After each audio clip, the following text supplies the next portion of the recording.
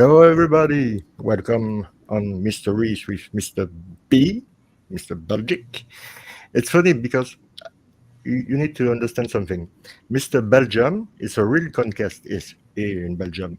You have people, young people with looking nice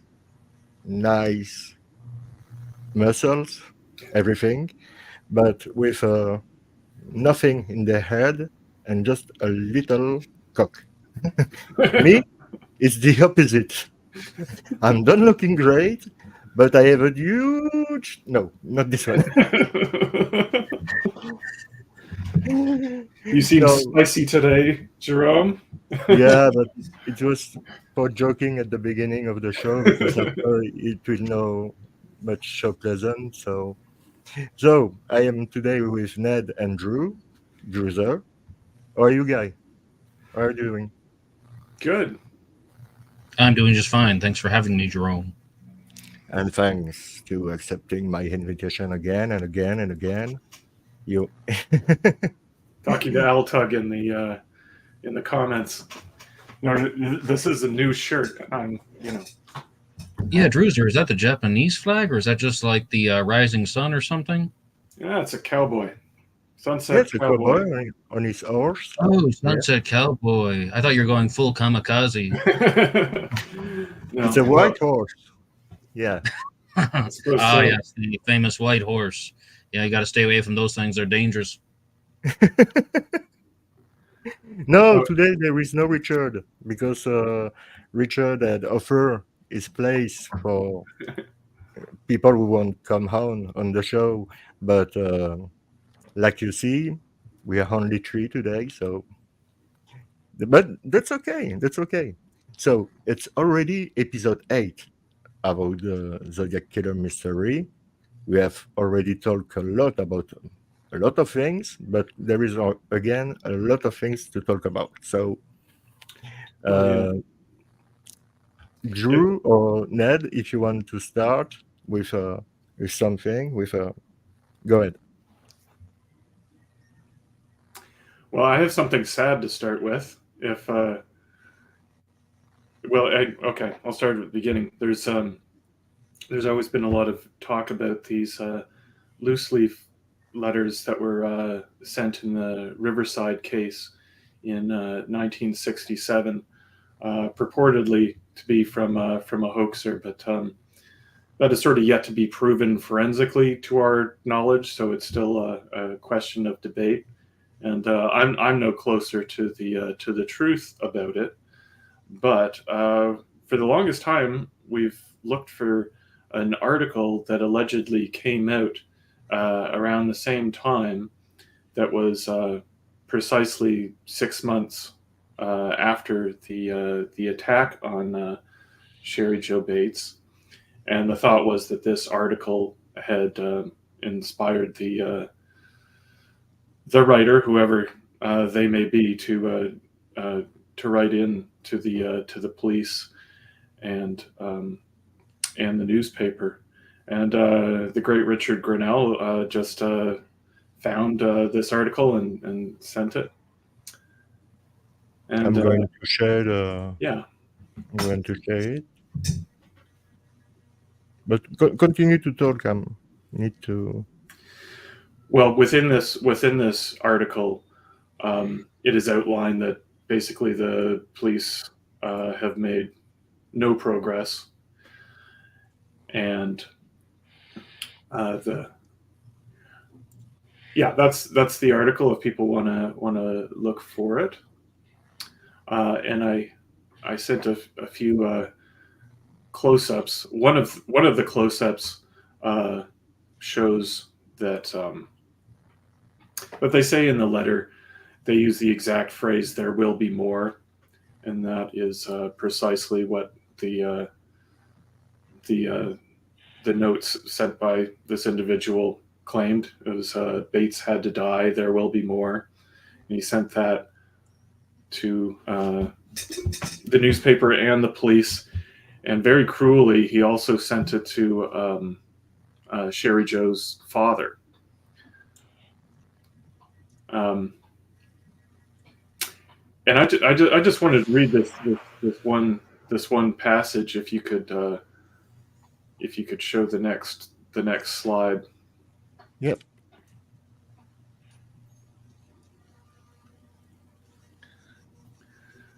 This Must be this one. Yeah, it's the longer one. Ah, the longer one. Yeah. Not this one. Right. Well, there's sort of the evidence that this inspired the notes that came also on this day, April 30th. Ah, yeah, this one is. There will be more. Yeah, okay. But the other one is just a statement from Joseph Bates,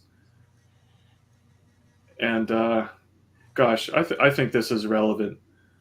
He wanted to put out a reward for information leading to the capture of the killer. But he didn't have the financial means to do so. So he discusses here how he's going to get another. He's going to try to get a loan from the bank to see, on his house to see what he can put together to form a reward. And I'm not sure what he eventually came up with. But the fact that someone could read this, be it the killer or just someone evil in the community, for them to take this and on that same day write such a cruel note. Yeah. Now, Druzer, on a previous panel discussion show, you talked about how the article that we were both trying to remember was published in some type of journal that was distributed among students. Is this the one? No. When I could not find the article that we've just been looking at, I wanted to see.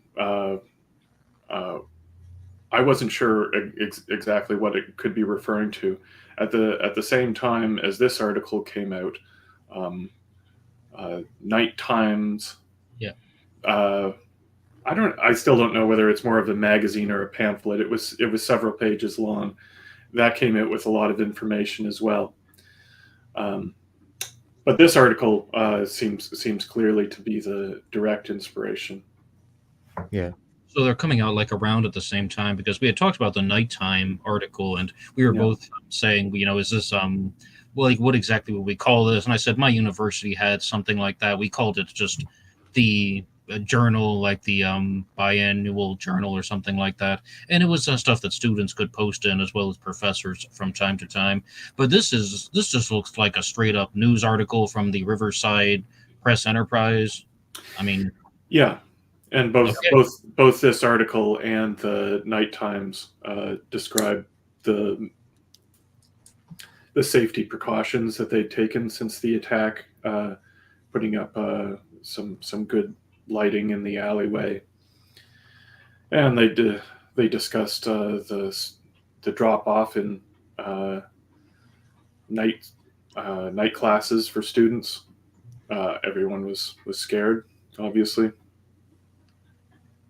Right. So, like, I don't even remember the first time that I heard that. Like, when we were discussing this on the panel discussion show, I just kind of went blank, and I was like, "Well, there is some type of article that was published for the 6-month anniversary, right?" It sounds like that's what this news article is for, and that just kind of reinvigorated everybody's memories of the Sherry Jo Bates murder. And as you pointed out, you would have to be a very, very twisted person to read something like the statement of Joseph Bates talking about grieving for his daughter being murdered, and then write these things like "she had to die, there will be more," and mailing it to him directly. But the prankster did state that he was a troubled youth at the time. And I mean, we were young once. Teenagers do stuff like that, and they do it in somewhat of an indifferent way to other people's well-being. They like to push boundaries. I'm not completely surprised. But as far as the forensics go, I mean, Tom Voigt wrote out a segment for Black Box Online Radio, my YouTube channel, in case anyone hasn't heard of it. And they, he was saying just that they didn't actually conduct any forensic investigations to confirm that the prankster actually authored the letters.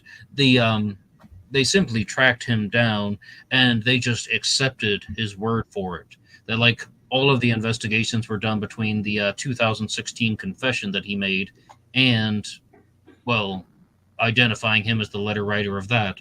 They just simply accepted that he was the prankster. We don't know that that's the case, but in terms of Right. the press release, that's all we can say. They didn't mention anything about finding DNA on the correspondences or the crime scene to compare to the 2016 letter that took claim for the letters. But we do know that they spent 4 years doing genealogical testing on that 2016 sample to find out who wrote it.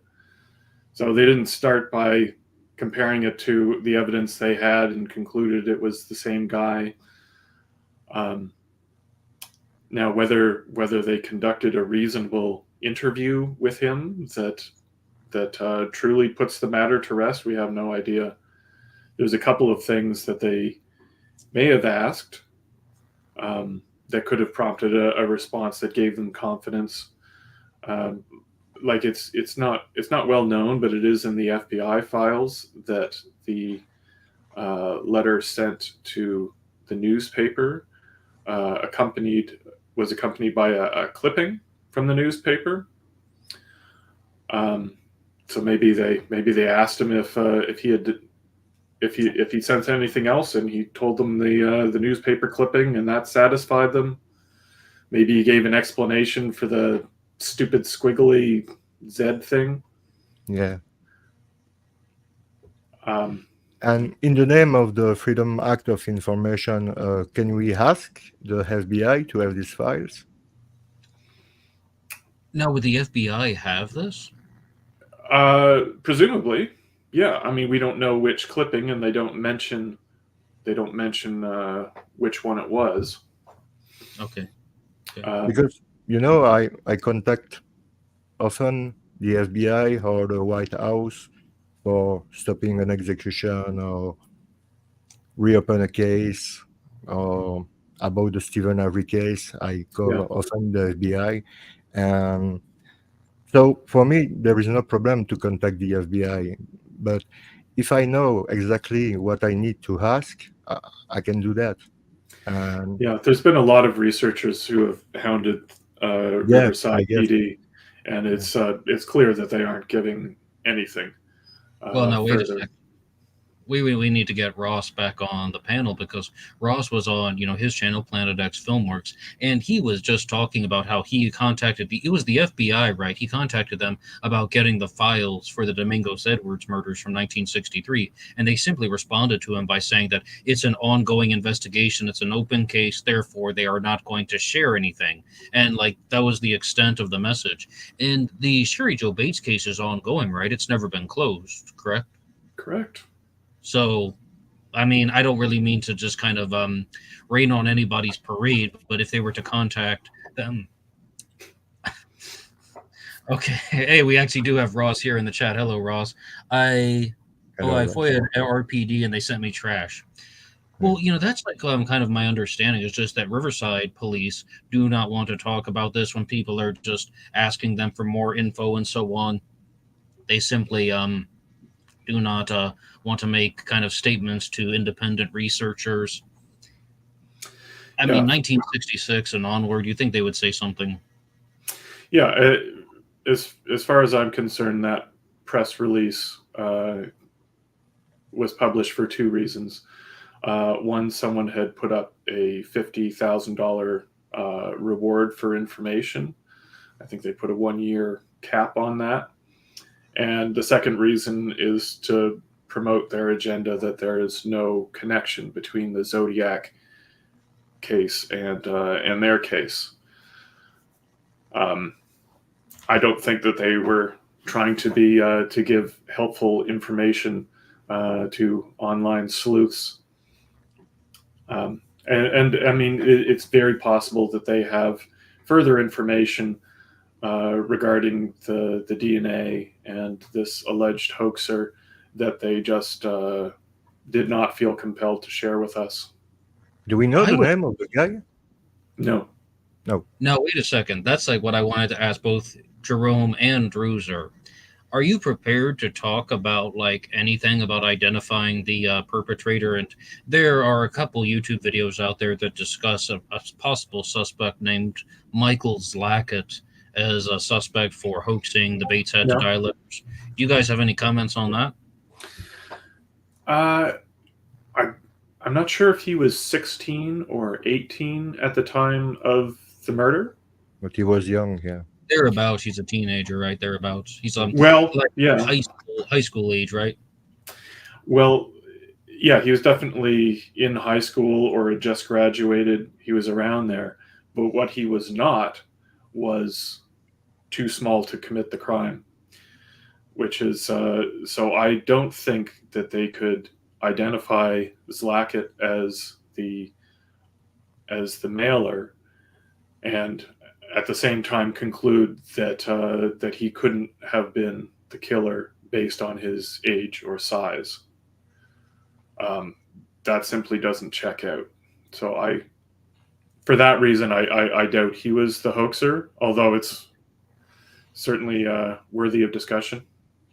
And for the chat, we're talking about Michael Zlackett. He was a resident of San Bernardino, and he is the person who was referred to as Big Bad Zod in some Zodiac discussions. And it was because he gave himself the nickname Zodiac, and that people started calling him Big Bad Zod as a way of mocking him. And I mean, you could see how some things would match up with the time frame because he's doing this in 1966, right? And then the theory is that somebody, either Michael Zlackett or somebody who knew him, wrote the Bates Had to Die letters, and they took the Z, that squiggly little Z at the bottom, because of his nickname, Zodiac.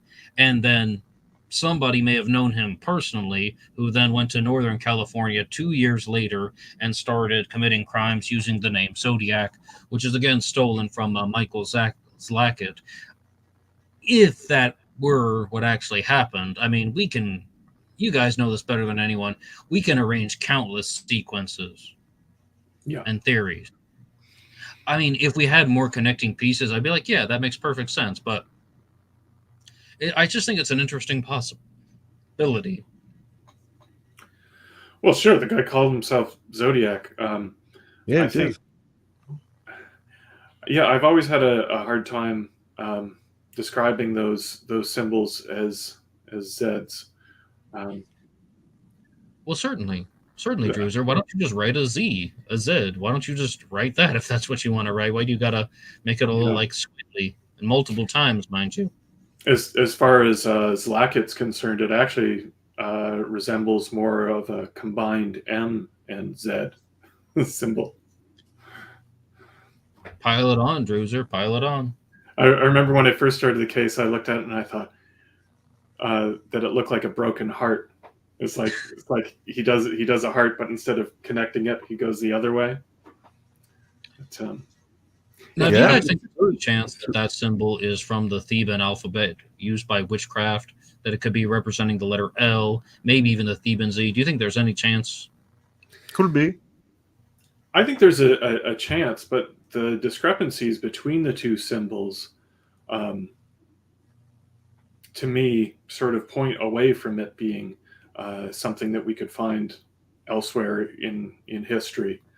Like they're pretty far from the same. I mean, they're similar enough that we can tell he's trying to do the same thing, but he certainly doesn't seem to be trying too hard on it.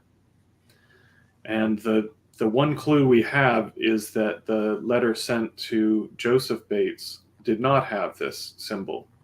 No. Yes. So one interpretation could be that was the first one that he wrote, and for the other one, he draws a 2, and the other one he draws a 3, and perhaps this was I don't know. It doesn't really look like a 2 and a 3 either. Not exactly.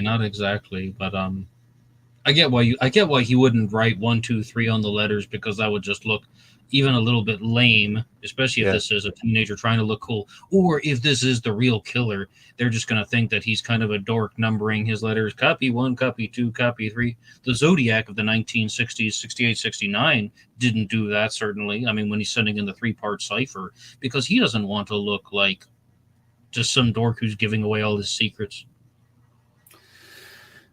Yeah, and I'm not sure why he would need to differentiate for himself the letter between the one to the newspaper and the one to the police.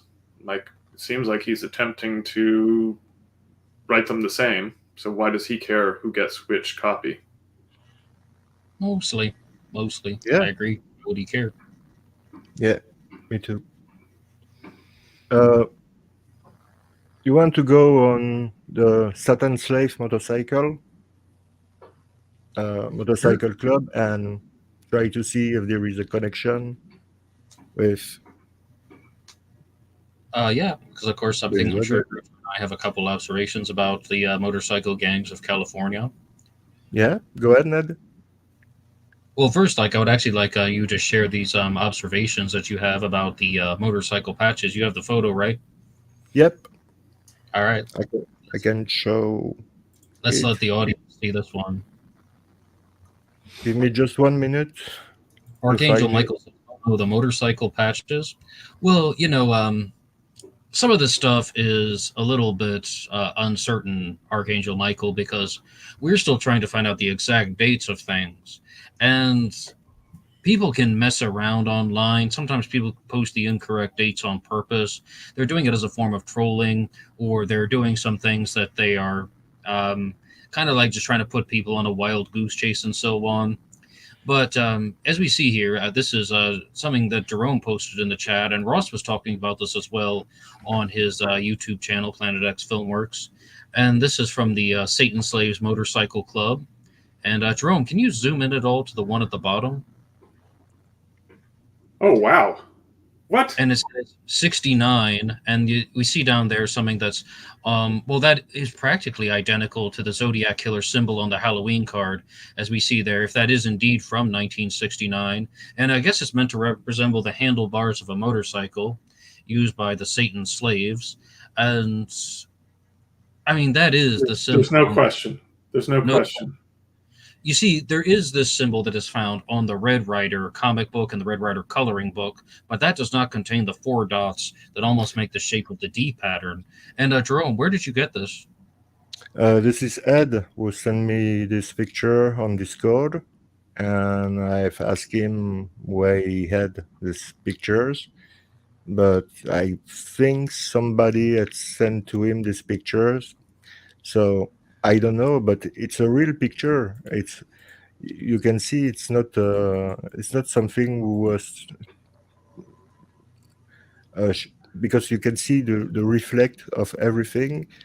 So I think it's a real picture. I don't think it's a fake. But No.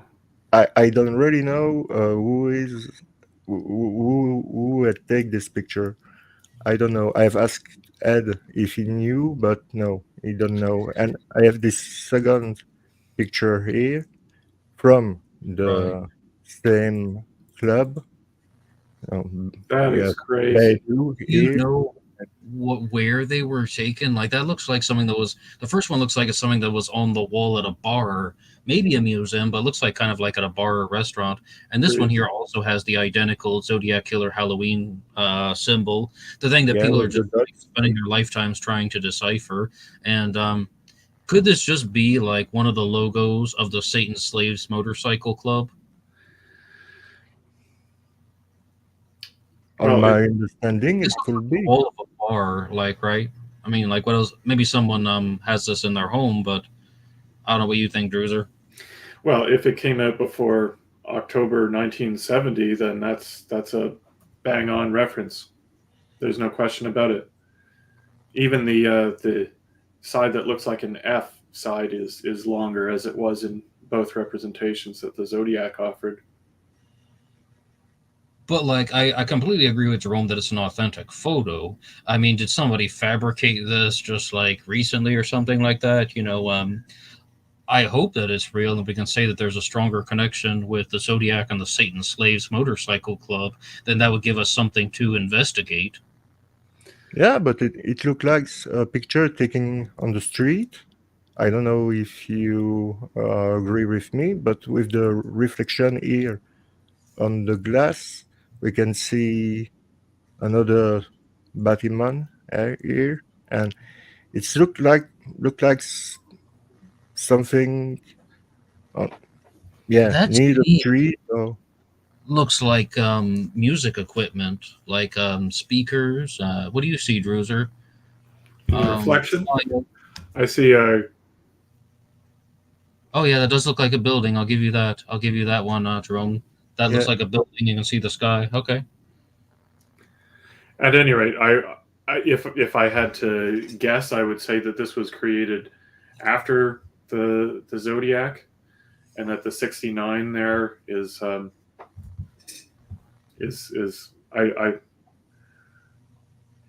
you couldn't they couldn't not be aware of the significance of it. So I'm guessing it's an homage to Zodiac as opposed to um, evidence that Zodiac was referencing a motorcycle club.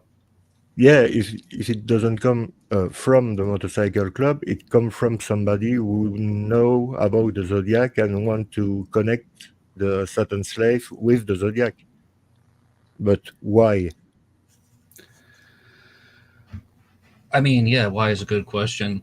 I could be very honest with you guys, and we're going to get to this when we do the profiling question sent in by Majestic, but I don't know if the Zodiac of 69 and 70 was actually part of a motorcycle club If he because was, would he would he let everyone know?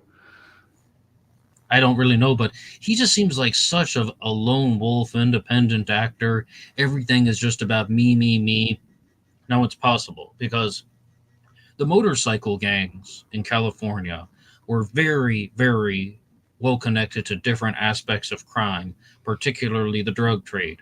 The motorcycle gang and in the Manson family is not the Satan slaves; it's the straight Satans, right? That The was straight bothering Satan. Charlie Yeah, Yeah. and they are all about interacting with the drug trade. A lot of people ask questions about the drug dealing at Lake Herman Road, where David Faraday and Betty Lou Jensen were murdered, and the Hell's Angels get incorporated into that, talking all about how the Hell's Angels are involved in the drug trade. And I mean, something like the Satan slaves, I'm not even that familiar with them. But the point is that there are lots of these gangs and they do interact. The Gypsy Jokers would be another example of a motorcycle gang that was very well connected in all of this. Now we have the Satan slaves, and not to mention slaves, right? Slaves, yeah. paradise. I Slave. mean, Yeah, that's yeah. another thing. They come from San Bernardo Valley, I think. Yeah, San we Ber- had somebody just posted that in the chat actually, something about the valley. But anyway, like the point is that yes, I wouldn't be horribly San surprised. Bernardino. Purdue is Bernardino. San Bernardino, which was home to the Hell's Angels. Well, that's where the hoax letters originated from, right? Like allegedly, that's where the person who sent the hoax letters was from, San Bernardino, right? And even in 2016, I think he was still in San Bernardino, right? That last part I don't know, but yeah, Okay, he was definitely from San Bernardino at the time. okay. Me, I suppose, but I can be. I can be exactly right about that. I don't know. I I just want just to point suppose. out though that that poster that Jerome brought up, the patches of the motorcycle gang, if that is, actually just somebody messing around and trying to make Zodiac like patches, trying to pass it off as, something Zodiac related, or maybe they just like the symbols and they made their display. I don't think a lot of people would get the reference. Like you'd have to be just a little bit deep in the Zodiac world to actually get some of these things. Like, of course, you got the circle with the cross going through it, but then you have that Zodiac symbol from the Halloween card. The average person would just look at that and see Satan's slaves, and I don't think they would get beyond that. The average person, sure. Any anyone in California law enforcement would probably be tipped off. I mean, there's 4 or at least 3 very explicit Zodiac references there. We have 14 here. Oh, well, yeah, 14 as well, and noting 69.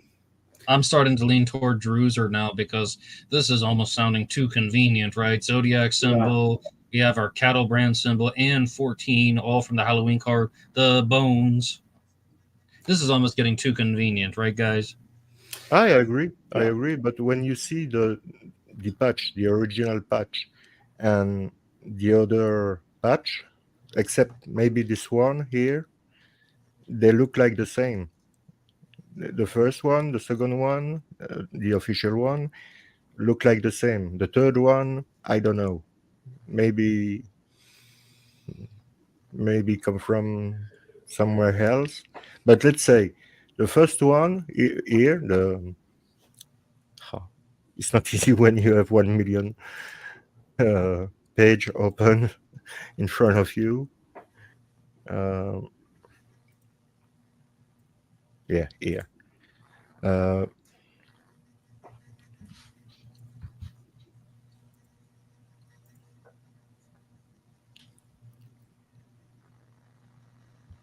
I'm sorry, I try to find where I have put that, but here. Now, Archangel Michael says this could be some researcher pulling our leg.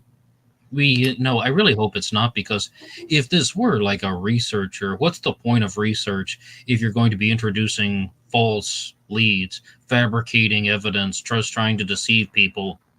And then you're just on par with the hoaxer or the prankster that we've just been talking about. And we don't know that 100%. I mean, this is just a display of patches from a motorcycle club, and we've just been trying to determine whether they're authentic or not. But I completely get that people do things like that, and have accepted that people do things like that. Why is a better question. Yeah. But I think they're definitely vintage. I think whoever did this homage to Zodiac was probably did so in the very early 70s.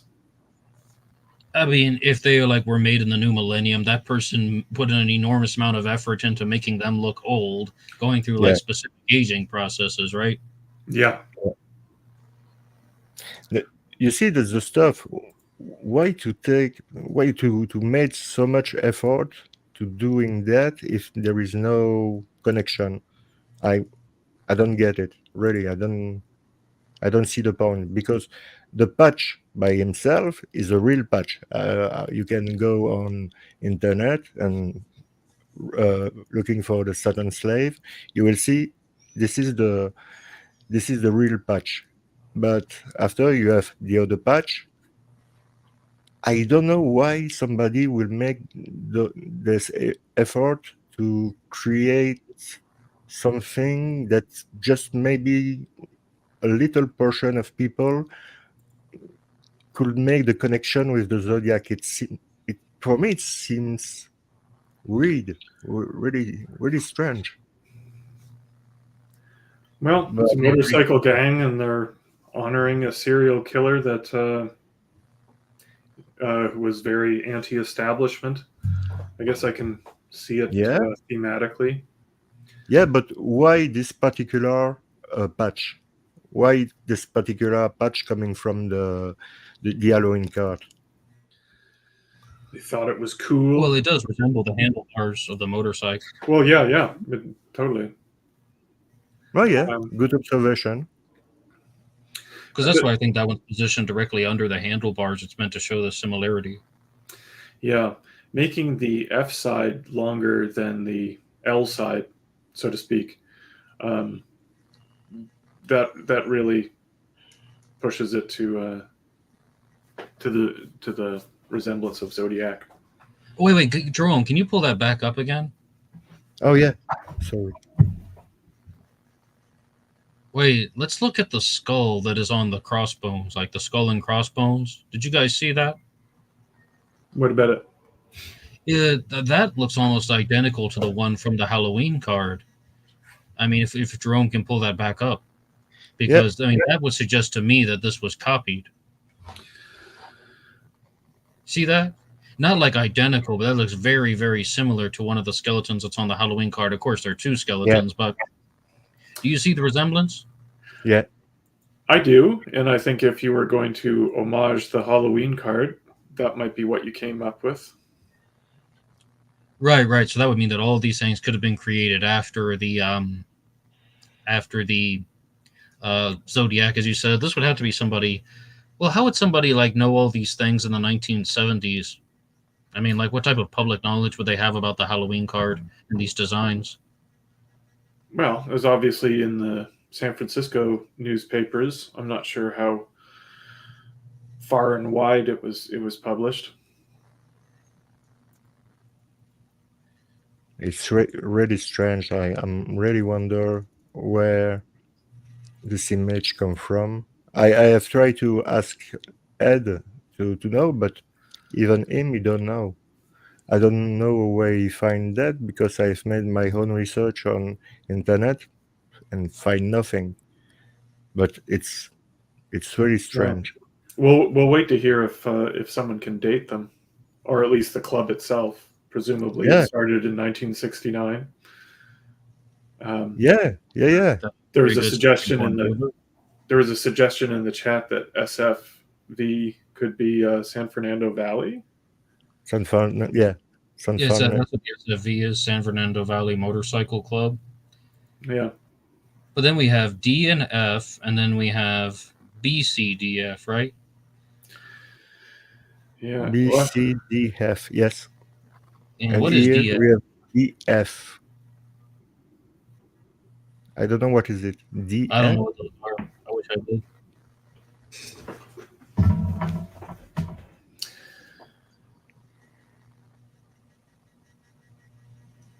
wow. Yeah, very, very, very interesting. B C Oh, and Ed is in D. the chat, actually. Ed says it comes from a Facebook group. And Ed, hey, how's it going, Ah, Ed, by the way? And what kind of hi. Facebook group was Hi. it, Ed? Was it one from the Satan Slaves, or Yeah, Ed, if you can tell us where this image. someone says DF means David Faraday? Well, that would be something.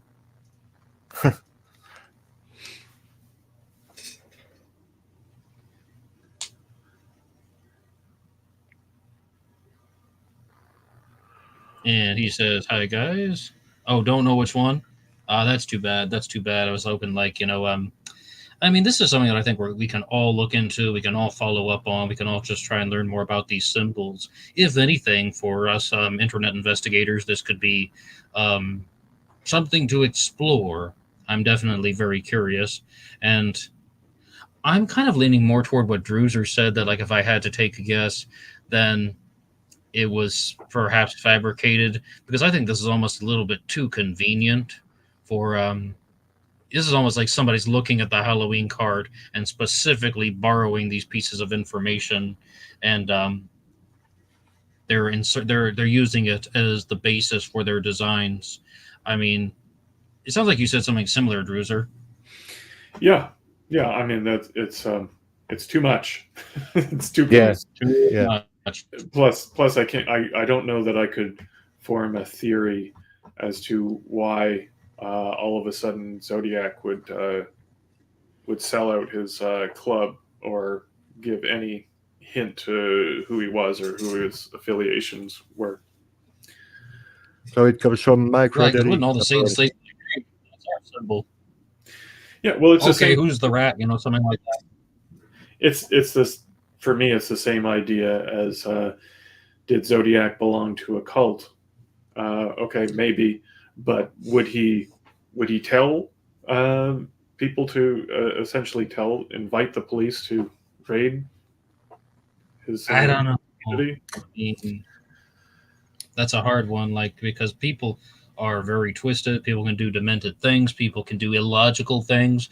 People can do life-threatening things at some point. But here we have Ross, who said that the MC started in '66 in England, prominent Okay. in England, Germany. That was the Satan Slaves, Ross. That specific motorcycle club. I'll take your word for it, but we're gonna have to look into this more. Yeah, and Yeah, maybe 69 refers to when they came to America. in America. Yeah, maybe. Yeah.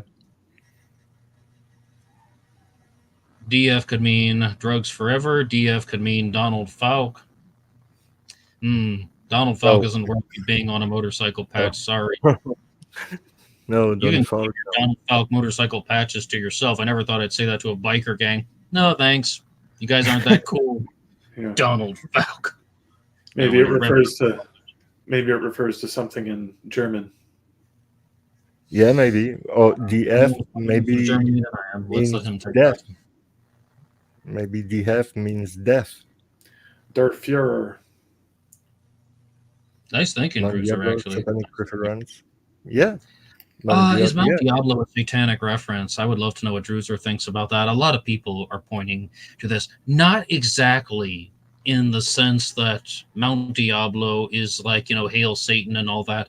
That the Zodiac chose Mount Diablo because it was something that is just like the opposite of good. Like he wants to be on top of Devil's Mountain. And Michael Cole wrote a lot about this in the Zodiac Revisited trilogy, that he thought that the Zodiac was specifically choosing Mount Diablo to use in his letters and talking about the map code because he wants to put himself on the top of Devil's Mountain. He committed a crime on December 20th of 1968 so that he can be committing a crime on the darkest day of the year. And there are all of these things about how the Zodiac is trying to turn himself into some devil-like serial killer. But that doesn't mean like he's like some type of satanic worshiper. That just means he wants to think that he's evil. What do you think, Druzer? I think that's probably part of it, but the top of Mount Diablo is how they, back in the day, did all of the coordinates for California. That was the starting point for how they mapped out everything. I'm sure there's a better way to say that. Maybe someone in the chat knows more about this.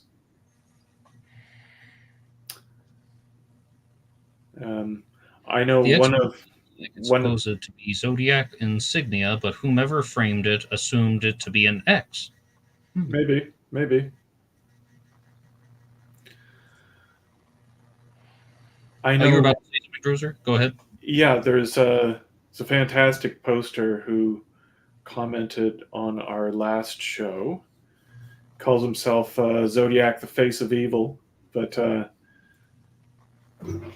he's gone by other names as well. And, that's Jibber Jabber, right? Jibber Jabber, right.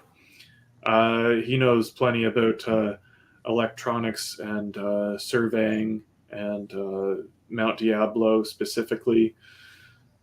And he would absolutely know what I was awkwardly trying to say about how Mount Diablo was. I can't speak. If he comes on, we'll ask him. Zodiac, the Face of Evil, you are greatly needed. But Archangel Michael says he thinks that the reason why the cross is on its side as opposed to more like the Zodiac symbol is that it's a saltire cross, which is similar to the flag of Scotland. Now, Jerome, you're, of course, our Scottish aficionado here. And the Scottish flag uses St. Andrew's cross, right, which is the world's most famous saltire. Yes. I don't necessarily know if that's what somebody intended with this. I mean, firstly, I kind of like the one in the chat where somebody said that they didn't recognize that as the symbol of the Zodiac or a Zodiac symbol. So they put it on its side because it looks more like an X. I think more people would recognize the X. Agree.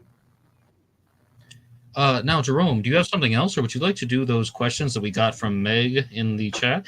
Oh, yeah, absolutely. Yeah. Okay, do you want to read them off, or I can? They're in the panel group chat. Yeah, you can read it off, and I'm going to share on the screen, but you can read it. I think now this is Meg who is in the chat right now. Meg Jestik. I'll just say majestic's a little bit easier to say. And the first question is for both Jerome and Druzer. What are your strongest theories on the Zodiac? Oh, wow. Oh, my gosh. I did not expect dead silence. What are your strongest theories on the Zodiac? Nothing. I mean, I know you guys are holding out on something right there, especially Okay. Jerome, because he did a two-part episode here on Mysteries with Mr. Belgique about his personal theory in the Zodiac case. I can answer mine, but I was going to let you guys go first. I guess I have such boring theories. It's I think he was in 1969. I think he was 35 to 40, had brownish reddish hair. I think he was about 5'8", 190. I think he was middle income. I think he lived either east or south of the Vallejo area. I suppose if I had to guess, I'd say he works in San Francisco throughout the week. I think he felt unappreciated in his life and was looking for attention. I think he was a psychopath. I think he continued to kill people after he stopped writing to the police. I don't know. I could go on, but I couldn't verify a single thing I just said. Well, they're theories, though, as opposed to things that we can verify, right? Jerome, do you want to take it? What are your strongest theories on the Zodiac? Yeah, absolutely. For me, yeah, I need to prove it, but for me, it was Don Cheney, the trigger man. The man who kills, the Zodiac Killer, was Don Lee Cheney. But he was not alone. In my theory, he was with his friend, Sandy Panzarella, who was playing the role of the voyeur, in my theory. And I think that it was not new from them to not doing that, but I think no, I'm sure they knew each other since 1962. So I think that Cheney and Panzarella was working together, if I can say working for this kind of stuff, and took information about Lee Allen from Ron Allen, his own brother. And I think in the same times, Cheney was using Panzarella as a shield, because he was really successful.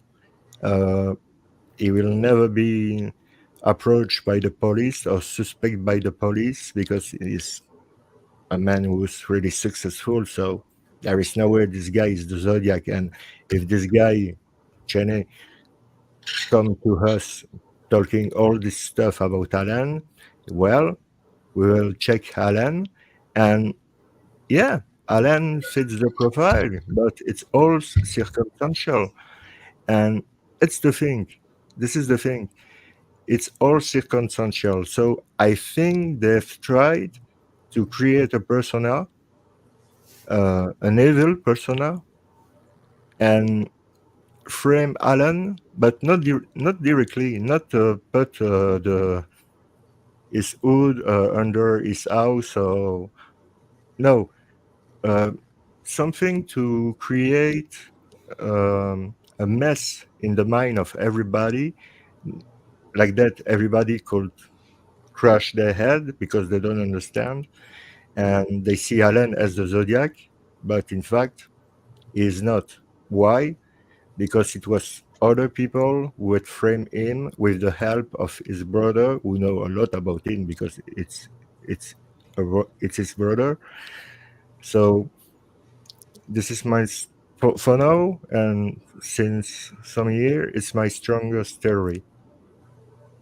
All right, that's really good. And a lot of you guys know mine because I think what Majestic is asking is like, what is an observation that you've made about the case that you think is probably true, but you can't verify 100%? Mine is, of course, that the Zodiac was a very close follower of other true crime stories, probably an avid reader of true crime books, magazines, especially magazines and newspaper articles. And I think that the strongest one that I've made independently, maybe someone else has come up with it first, is that the Lake Berryessa story that the Zodiac told when he's wearing the hooded costume about I'm an escaped convict, I'm all I want's your money, I'm just trying to get to Mexico, that is something that was taken from Richard Speck in the 1966 South Chicago massacre, the Townhouse massacre, because Richard Speck holds up the student nurses in South Chicago and says, all I want is your money, I'm just trying to get to New Orleans. And the Zodiac tied up Brian Hartnell and Cecilia Shepard, and Richard Speck tied up the 8 nurses with he cut off strips of bedsheet to tie them up, but he carried the gun and the knife, and he used the knife and not the gun. The Zodiac also carried a gun and a knife, used the knife but not the gun. So I just see those similarities. I think that he borrowed those ideas from, or stole those ideas from Richard Speck and the South Chicago massacre. That's just one of many. Now, Ross may have left the chat, but full credit to his panel on Planet X Filmworks. They were talking about the murder of Jackie Truss from 1970, about how Paul Avery wrote an article prior to the mailing of the Halloween card in 1970, in October of that year, that talks about how there's a San Francisco Jack the Ripper on the loose because 3 women have been murdered. 3 young women were murdered and disemboweled, and they were more or less mutilated. And Jackie Truss was even tortured by fire prior to her death. And this was in San Francisco and on Jackson Street, I believe, near one of the intersections of Jackson Street. And it's almost as if the Zodiac Killer got a little bit bothered that Paul Avery is writing about another serial killer, or at the very least, there could be this other serial killer presence that's taking place, San Francisco's Jack the Ripper. So he mails the Halloween card to get some publicity. And, this stuff is on ZodiacCiphers.com. Credit to Richard Grinnell, as well as Dehan Walker, Craggle, and Ross for all discussing this, and about how that is something where you have a crime committed by rope, by knife, by gun, and by fire. And actually, I take it back. I don't remember anything about rope, but I think maybe rope was used. But just those elements from the Halloween card are found in the murder of Jackie Truss. That there is this maybe something that triggered something in the Zodiac's mind. Oh, by rope, by knife, by gun, by fire. That reminds me of the Tim Holt comic, The Death Wheel. I'm going to include those things, as well as the fact that the Zodiac's done this in the past. He wrote by knife on the car door at Lake Berryessa. So I think he was thinking about the Death Wheel intensely prior to this. But you guys know that I think that the Zodiac was inspired by other true crime cases, particularly Jack the Ripper. So the Zodiac cuts off Paul Stine's shirt. Jack the Ripper cut out a kidney from a victim after the 4th crime. And really, Paul Stine is the 4th crime. He's the final victim, the 5th victim. That's the 4th night of Zodiac activity. Jack the Ripper cuts off the kidney of the victim named Catherine Eddowes, September 30th, 1888.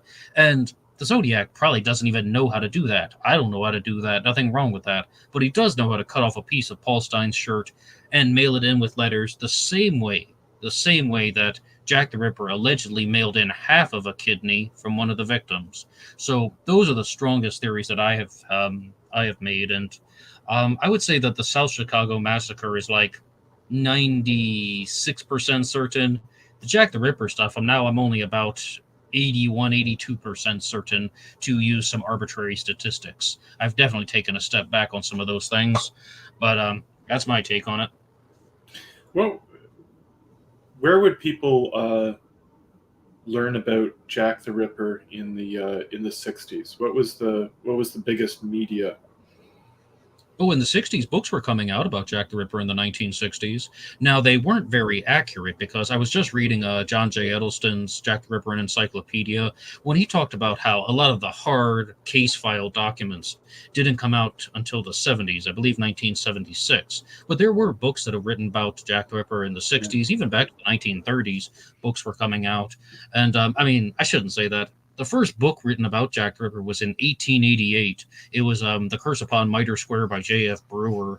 And Again, that's not exactly an accurate book. It's almost a blend of fictitious stories, kind of like a ghost story book that was distributed in England. But I definitely think that Jack the Ripper would be talked about widely in newspaper articles. Okay, here's a big thing. Here's a big thing. I didn't know this, but these stories were heavily shared in a transatlantic fashion. When Jerome and I do the Axeman of New Orleans episode, we even have, like people talking about the early attacks of the New Orleans Axeman. They're sort of saying that he's the next Jack the Ripper. They're calling him Jack the Axeman. And also, even back to the stories of the Midnight Assassin, the serial killer who operated in 1884 and 1885, they're beginning to say, hey, wait a second, is this serial killer from America, the Midnight Assassin? Is he also Jack the Ripper? This communication was so much bigger than I thought. I mean, I was just thinking that 1888, how widely reported was this stuff? Very, and it shocked me. Yeah, and Avery's article about the Trust murder, that he actually used the same phraseology, a Jack the Ripper of San Francisco, something like that. Yes. Like Yeah. Druzer, I've gone over a lot of the crimes from San Francisco. I had never heard of this, the murder of Jackie Truss. Well, I had, but I didn't know it directly. I mean, did you know about this one before? Like, I didn't until Craigle came up with that article. I'd never heard of it. yeah, of course, Richard's on top of everything. Like Of I said on Black Box Online Radio, someone had sent me a video about it where there was a guy talking about, like a murder from the 1970s. And I just thought he was kind of like off his head or something, saying, the Zodiac Killer, like, drained the blood out of a victim. Well, most likely it wasn't the Zodiac, but it's a crime from 1970 that may have had a connection to the Zodiac Killer story. And Archangel Michael, Ned is a living AI. That means I'll never die. I don't need to be reborn in paradise with my slave. Already there with you, Archangel Michael. Paradise, what a great name for an archangel. Cheers. Cheers. Yeah, I don't think there's any question that true crime police stuff was something that Zodiac knew a lot about. And some of the references that you make, I think are spot on, and others I'm not sure how much information was out there. Definitely Jack the Ripper, definitely the Boston Strangler, Spec. Yeah. Now, how much about the Texarkana Moonlight murders were available in the 60s? You see, I don't really know too much about that. Like, I've thought about that was a strong influence, but here's the problem. And I've said this before, like even on the panel discussion show, that I did an episode with Ross where I'm going through all of my Jack the Ripper and Texarkana Phantom observations. Then about a week later, I was reading the book Killing for Sport by Pat Brown. And she just talks about the process that serial killers go through. And it matched up pretty well with the Zodiac. So I'm like, this stuff could be coincidental. Yeah. This could just be someone who has a similar psychological pattern. And, if you listen to my old episodes, I always left that concession on the table. It could just be the same psychology. And, it's just someone has had the same similar life experiences. They hated their mother. They hated their father in these exact ways. So they commit crimes with within a small time frame. I completely admit now. I mean, like, we're talking literally 1 week after I went on the air sharing all of the stuff on Ross's channel. I'm like, it's kind of stuff that makes me rethink everything I thought I knew. Yeah, well, we have to keep doing that. Yeah. Right. I would like just come back for the Saturn slave. Just an observation, because I was part of a motorcycle club before when I was younger, and I was not sick because I have fibromyalgia. That means that I have pain all over my body, always, all the time, and so I cannot run a bike anymore. It's too it's too hard to do. But when I was younger, I was part of a motorcycle club, but a nice one. We were not dealing drug or killing people or dealing with guns or no. It was just to make some road trip and it was really fun. But uh, we knew some people. We were in the Hells Angels or in the Outlaw, and we have talked with them, but like I'm talking with you, and I have learned that when you go in this kind of club, who are more dangerous than the club I was in, uh, the first year you are a prospect. You are a prospect for at least 1 year, and during this time, you need to prove to the club that you can do everything for the club. You are ready to do everything for the club. So I was wonder if the Zodiac was maybe a prospect of this club. Maybe it was a kind of initiation for him to kill people, and because it's something who happen. I have already see this kind of stuff. If you want to join the club, you have to kill, and it's horrible. I know, but I know this kind of stuff exists. So, do you think there is a possibility that the Zodiac was part of this motorcycle gang and it was a kind of introduction for him to became higher in the motorcycle club? Druzer, you want to take this one first? Nope. Nope. Okay. I'll try my best. Lake Herman Road. That looks like a gang initiation, motorcycle club initiation. Blue Rock Springs. That could also look like a gang initiation, motorcycle club initiation. Lake Berryessa. Very, Yeah. very personal. The Stein murder. Yeah, okay, fine, fair enough. But why would the Zodiac keep writing letters months, if not years, after the Stein murder? If this is just about motorcycle club initiations, like, what is the benefit to the motorcycle club? Secondly, would he just be doing this independently? Like, what is the connection with these letters going on? Definitely to 1970, 71, maybe 74. How does that fit into this observation? Yeah, I agree. I agree.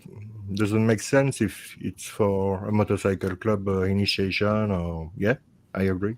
Well, not exactly. I mean, just like I said, Lake Herman Road and Blue Rock Springs definitely could fall into that category Yeah, because when I watch other true crime stories about gang initiations, that's something like people walk into a store and they shoot the cashier and they run away.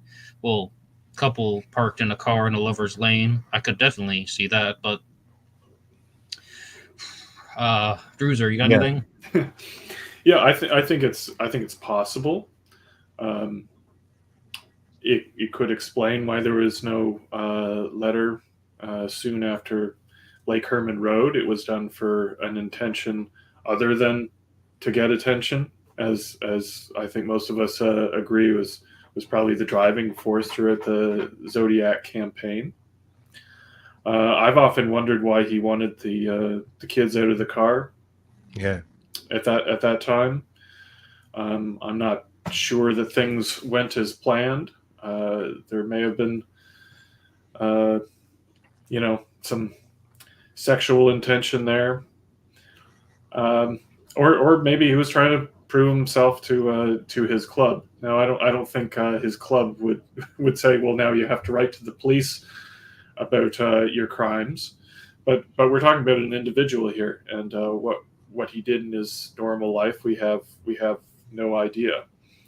Um, no, so they're not mutually exclusive, nor are they necessarily related. So like maybe there was a different intention at Lake Herman Road, and maybe he was not alone there.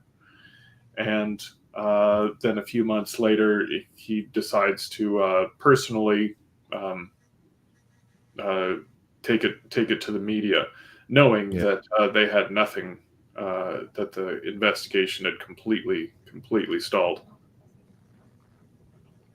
Yeah, maybe it was this Maybe. sarcastic. Yeah, it was maybe by himself that he wrote to the press and the police. Maybe it was not an idea of the club. Maybe it was just his idea. But I have no proof about that. But I was wonder if it was possible that it was a kind of initiation. Uh, and yes, it's possible. But well, Yeah, I'd say that there's probably nothing to suggest it other than, no. other than these patches, Yeah. motorcycle patches, which golly gee, But I this, hope we get some more answers on those. but this is something we can try to deep dive in and try to find if it's related or not. Yeah, I mean the best theory on Zodiac is probably one that is fluid. He's not necessarily the same person in December '68 as he is in October of '69, Mhm. and who knows what happened in his life between then and the next letters and the next letters. Um, I mean, we don't know whether he moved, whether he was a single fellow who then uh, met a girl or got a better job, lifestyle changed in one way or another, got treatment possibly. Um, just got bored. I think is probably the leading reason why we stopped hearing from him. They stopped publishing his stuff, so he Yeah, stopped writing stuff. And little threat of being caught because yeah, they weren't hot on his trail, so it's just No, like it's not even a challenge at that point, right? yeah, even if he was Arthur Lee Allen, they let him go. I mean, there was Now, Druzer, you brought up something very good right there. Just uh, about how you said we don't know if the Zodiac was married, we don't know if he was single, we don't know if he moved, we don't know if he didn't.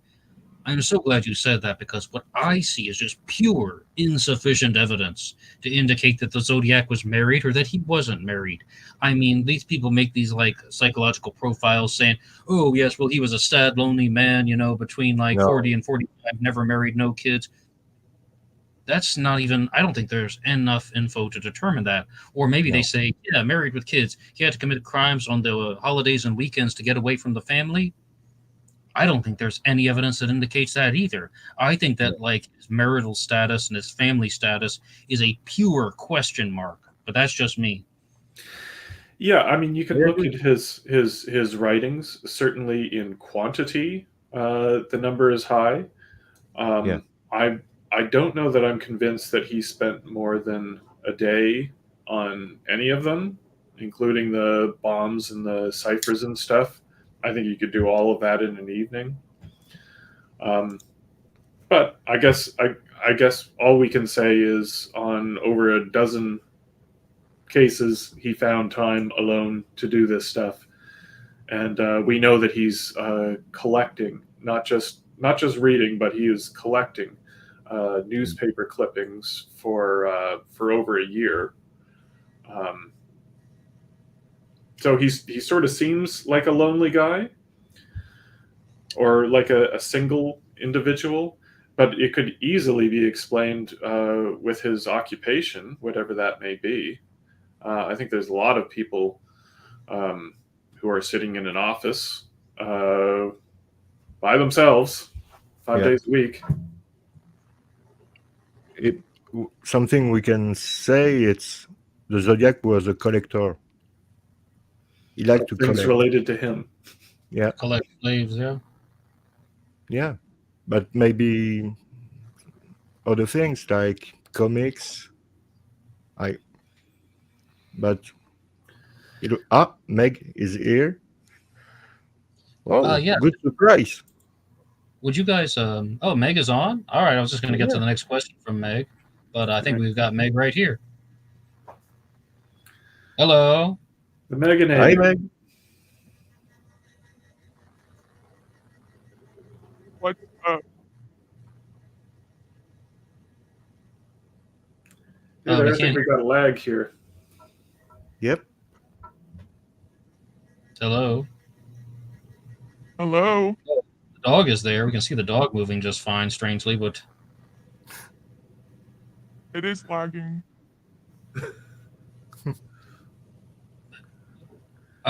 Meg, I cannot hear you. No, not really well.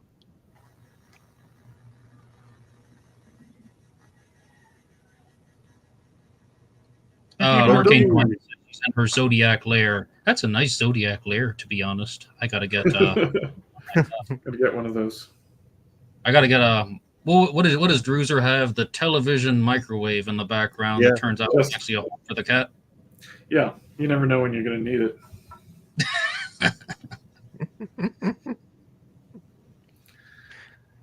What's going on, Meg? Are you doing all right there? I am. Can you hear me? Just a little bit. Like Yeah. I heard what you just said, but your voice is a little bit muffled. Is it still muffled?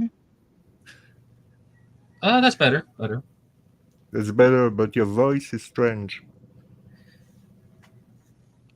Rude.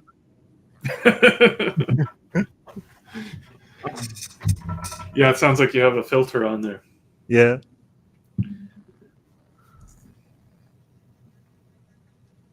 But don't What about worry. now? Take your time. There Ah, you go. great.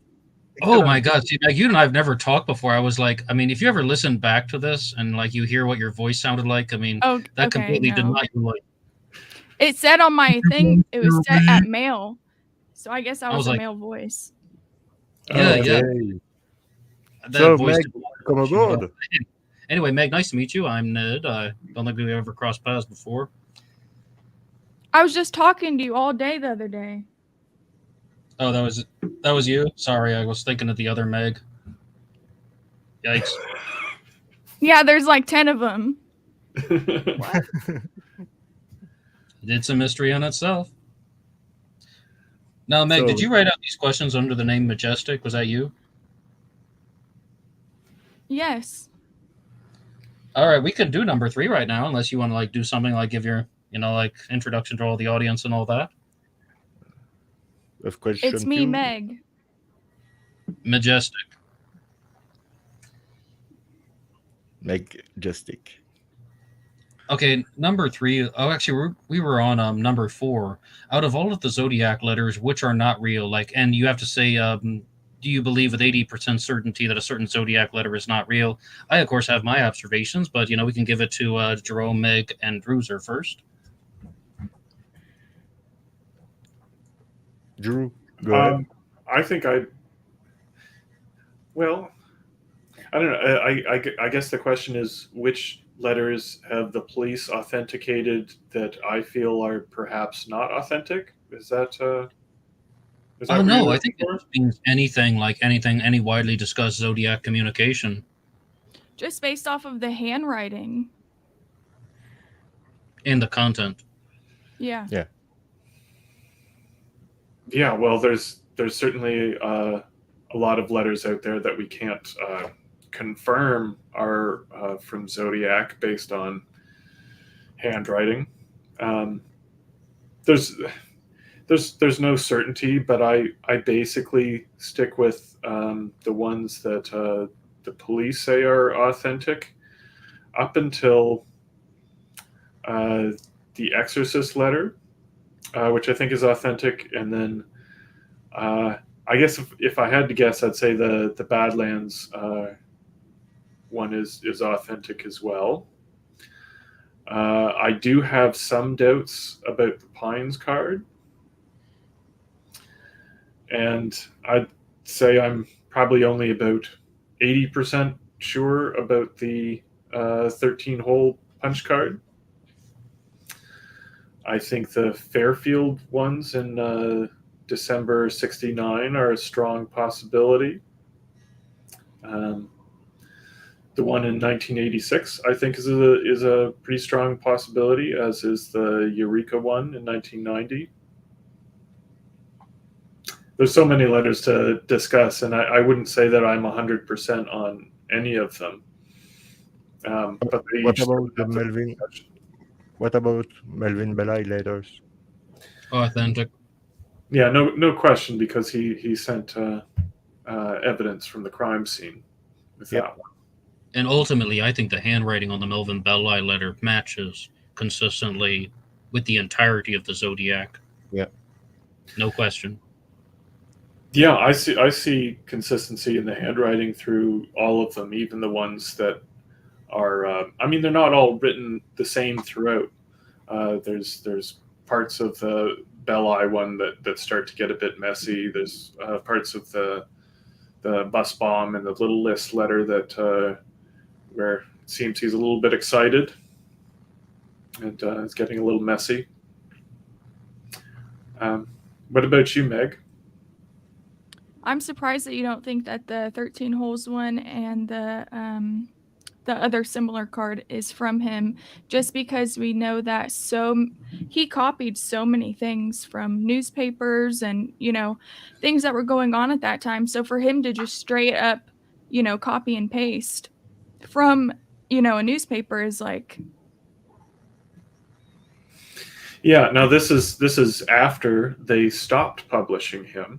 He wrote his longest letter in July of 1970, and they didn't print it, and it seemed like that was their new policy. So it's not surprising that his next correspondences are extremely short. I do think that the 13-hole punch card was from Zodiac. I'm just not 100% on it. I'd say I'm 80%. And if we believe that he sent that one, then that gives further credence to the Pines card and the LA Times card, because they shared several elements. Okay. In my opinion, yeah, I'm not expert in graphology or handwriting analysis. But yeah, I think until 74, the letter come from Zodiac. Yeah, for sure. The exorcist letter, yep. The letter after, yep. And the third letter, yep. After that, I think it was not Zodiac. But I think the three letter in 1974 was authentic. I think up until 1971, it's pretty easy to say that they're all from Zodiac, because Yeah. it was not disclosed in the media that they were all sent from the same unusually cut Yep. paper stock. That all, well, they not all of them, many of them share the same watermark. So if it wasn't Zodiac, then someone went to Woolworths and got this weird paper and just lucked out on that. You see, for example, I don't think the Eureka card is authentic. I don't think so. Right, because that's what the question's really asking. Like on an 80% scale, like what? There's an 80% chance of this communication not being authentic. What is it? Why not, Jerome? Oh, yeah, this one, for example, yeah, the Eureka card, 5%, yeah. Okay, though, I guess it's my turn, though. And for me, this is very easy. Number one, the 2001 card, because it has completely different penmanship on the letter A. Someone writes their letter A in a completely different way. Number two, the 1982 Santa Claus card. Sorry, Gareth Penn. I just don't even see Yeah. anything that is possibly Zodiac related, the one that's signed SC. Number three, the 1981 letter that mentions Wayne Williams and the Atlanta child murders. I believe it's just talking about Atlanta. It doesn't say Wayne Williams, of course, but that's what it's referring to. I haven't even really looked at that in about 3 years, because it's most likely not Zodiac related. So 2001, 82, and 81. Yeah, there's a lot that we don't have enough information on. I think if we knew which ones had fingerprints all over them and which ones didn't, I think could tell us a lot. I think if you're a killer, you probably take measures to not leave prints all over the correspondences. If you're a hoaxer, probably not. Unfortunately, we don't really have that information. No, sadly, no. And you, Meg, what do you think? Pretty much the same, I guess.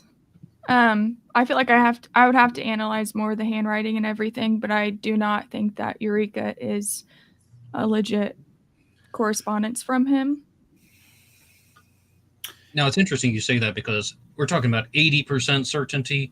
I mean, I can't 80% say that the Eureka card is not authentic. Maybe 60, 65% not authentic. For a long time, like you might even find some old recordings of me talking about how I think that the Eureka card is the most likely communication to be authentic out of the unconfirmed ones. I took a step back from that, and I think we have Julia in the chat. Julia has a lot of good observations about the Eureka card. Ultimately, now I think it was fabricated by Chester Klingle and or somebody maybe in his inner circle, most likely Chester Klingle, if I had to bet my life on it. But I mean, that's not 80% certainty. There could be something else. We just don't necessarily know what's going on. My thing is, Zodiac never once gave us his name or any identifying information about himself. Even in the first letters, he's like, if you solve this cipher, you'll know who I am.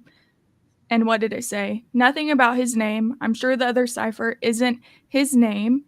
It's like he never once really told us who he is. So the fact that for you to believe that Chester sat there and he is the Zodiac and he copied these keys that were of him, his own keys after being for so long not getting caught with everything and then sending it in, it doesn't make sense. So no, I don't think it's him. If anything, I feel like it might be a family member or he was a business owner. So maybe it could just be an employee that he PO'd. It could be anyone.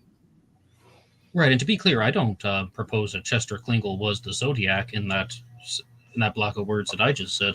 Instead, that he fabricated the Eureka card as a hoax communication. That I could believe because kind of everything that you just said, that's too much of a risk for the real Zodiac to take. Yeah, that's the most solid way to dismiss the card. It's hard to even see it as a hoax, though. Like, if it wasn't sent to the Chronicle, I absolutely would not see a Zodiac connection. Right, there's not a lot of Zodiac material on the Eureka card now, is there? Just Secret Pal, similar printing. That's about it, though, right?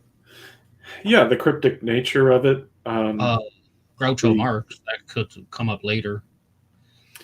Yeah. I mean, the handwriting is as close as you're going to find in an unconfirmed correspondence. But the Groucho Marx connection is all alleged. This is like, some people think that the Zodiac was a fan of the Mikado, right? But that's the Groucho Marx version of the Mikado. I mean, do we really know that? I know Tahoe 27 has done some good observations, but do we really know that the Zodiac was using the Groucho Marx version of the Mikado for his inspiration? No, we don't. I don't see that as a strong Zodiac iconography on the Eureka card. I mean, I would like to hear the best proposal for the Eureka card having nothing to do with Zodiac. Could it in any way be helpful if someone, I don't know. And something strange, in my opinion, it's in the Mikado, Coco, the executioner, didn't kill. He didn't kill anyone. That's right. Now I remember that. Yes. So that's the problem, right? That's like the problem in the story, right? That they haven't had any executions for 1 year or something like that. Is that right? Yeah. That's strange to took this guy who is an executioner but who can kill.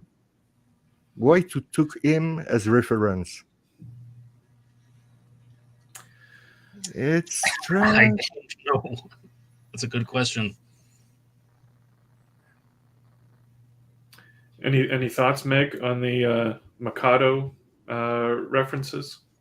I don't know what the different types are, but you saw I wrote down before, but I mean, pretty much the entire little list letter was all of the Mikado.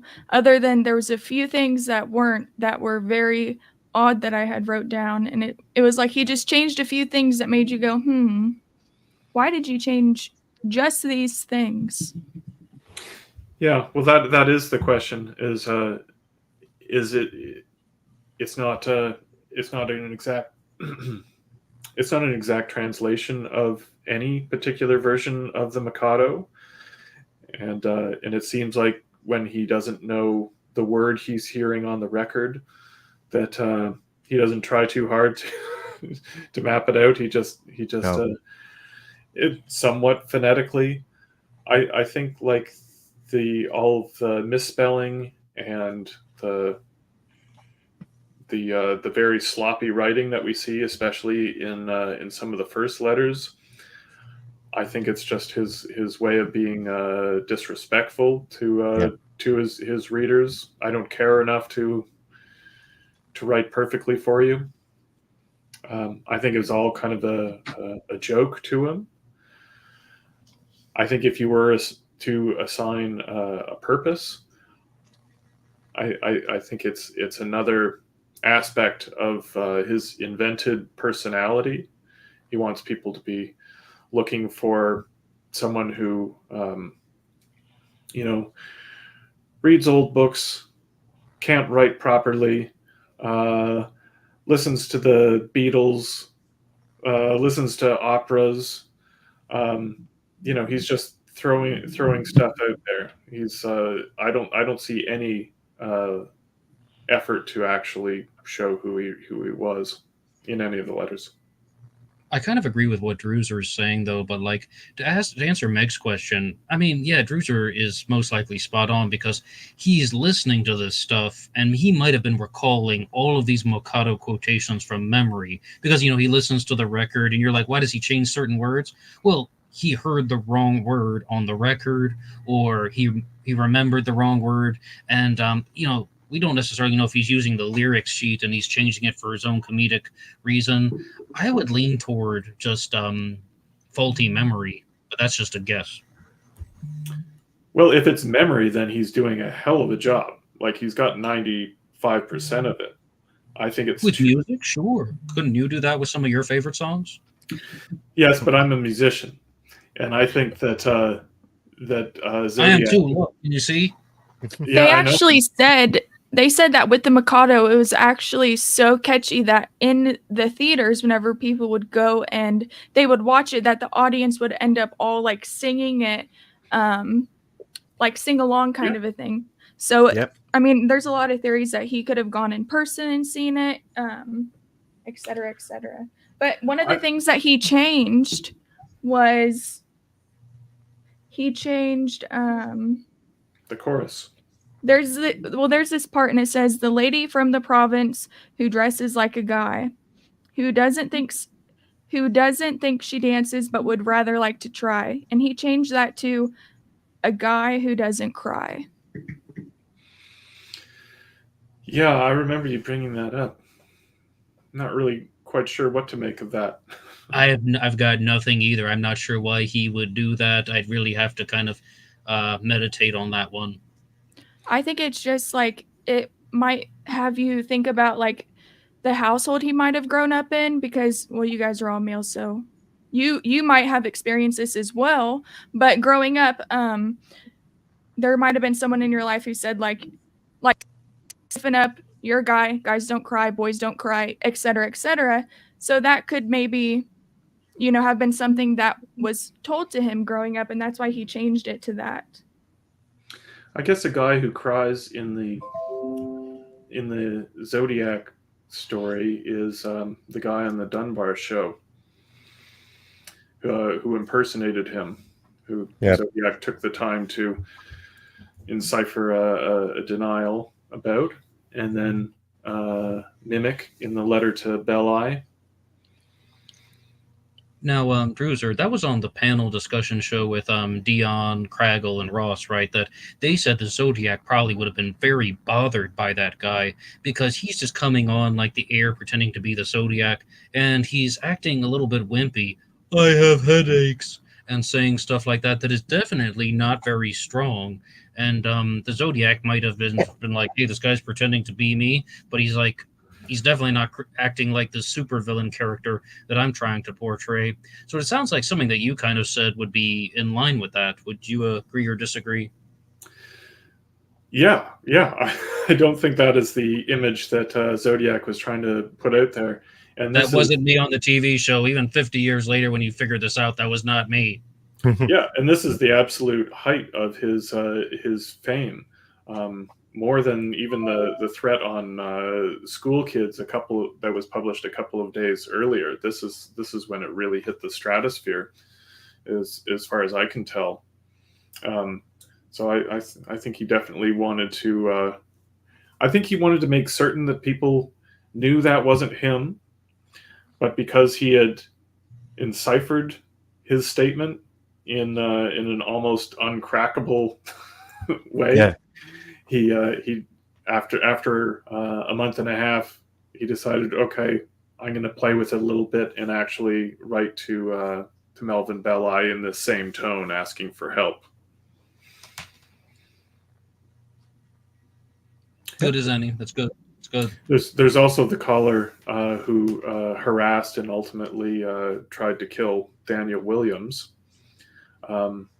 Calls that began the day after the Dunbar show incident. He was apparently weeping over the phone as well for 10 consecutive days. That guy, I suppose, was mimicking the Dunbar caller as well, unless it was the same fellow. Kind of hard to say. I don't mean to divert everything, but there's something that I'm kind of drawing a blank on that itch that you just cannot scratch. And this is a question in the chat, actually, from Archangel Michael, who is talking about how, like, the guy on the TV said his name was Sam. And Archangel Michael says, Sam is a name for the Antichrist, isn't it? Now, I'm just like, what is this? It's not the name Samuel from the Bible. It's Samael, right? Spelled S-A-M-A. Right. Right. What exactly is this? I'm hazy on the Samael. details. Samael was an archangel who became after Lucifer, but his first name was Samael, and after his fall in hell by God, his name was changed by Lucifer, who means the one who brings the light. So you mean Samael was Lucifer's name when he was in heaven? Yep. Okay, then he does the fall from grace and he becomes Lucifer. Okay, yep. Jerome, thank you. That was perfect. We have Richard here. Hey, Richard, how's it going? The Mikado 1939 appeared on the TV the night before and morning of the John's letter when he began his list. Well, I mean, that certainly tracks. I always wonder whether it's the movie, not the book, that Zodiac is referencing so often. But again, you'd have to have a hell of a memory because you couldn't rewind television back in those days. No. Now, Druzer, do you think that about the Zodiac, though? Do you think that he was the kind of person that had a heightened and sharpened memory? I would lean toward yes. I would be interested to know why you think so. The debut letter talking about how many shots were fired at Lake Herman Road, yep. the directions that the victim's feet were facing. What is it? The West Boy at his feet to the car.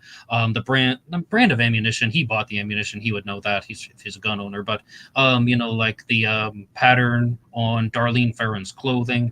This seems like somebody who is paying a lot of attention to detail, and it's not even a shocker because Howard Davis would talk about this all the time. He would begin every interview by saying, "Now I have a retentive memory. I remember things as they happen."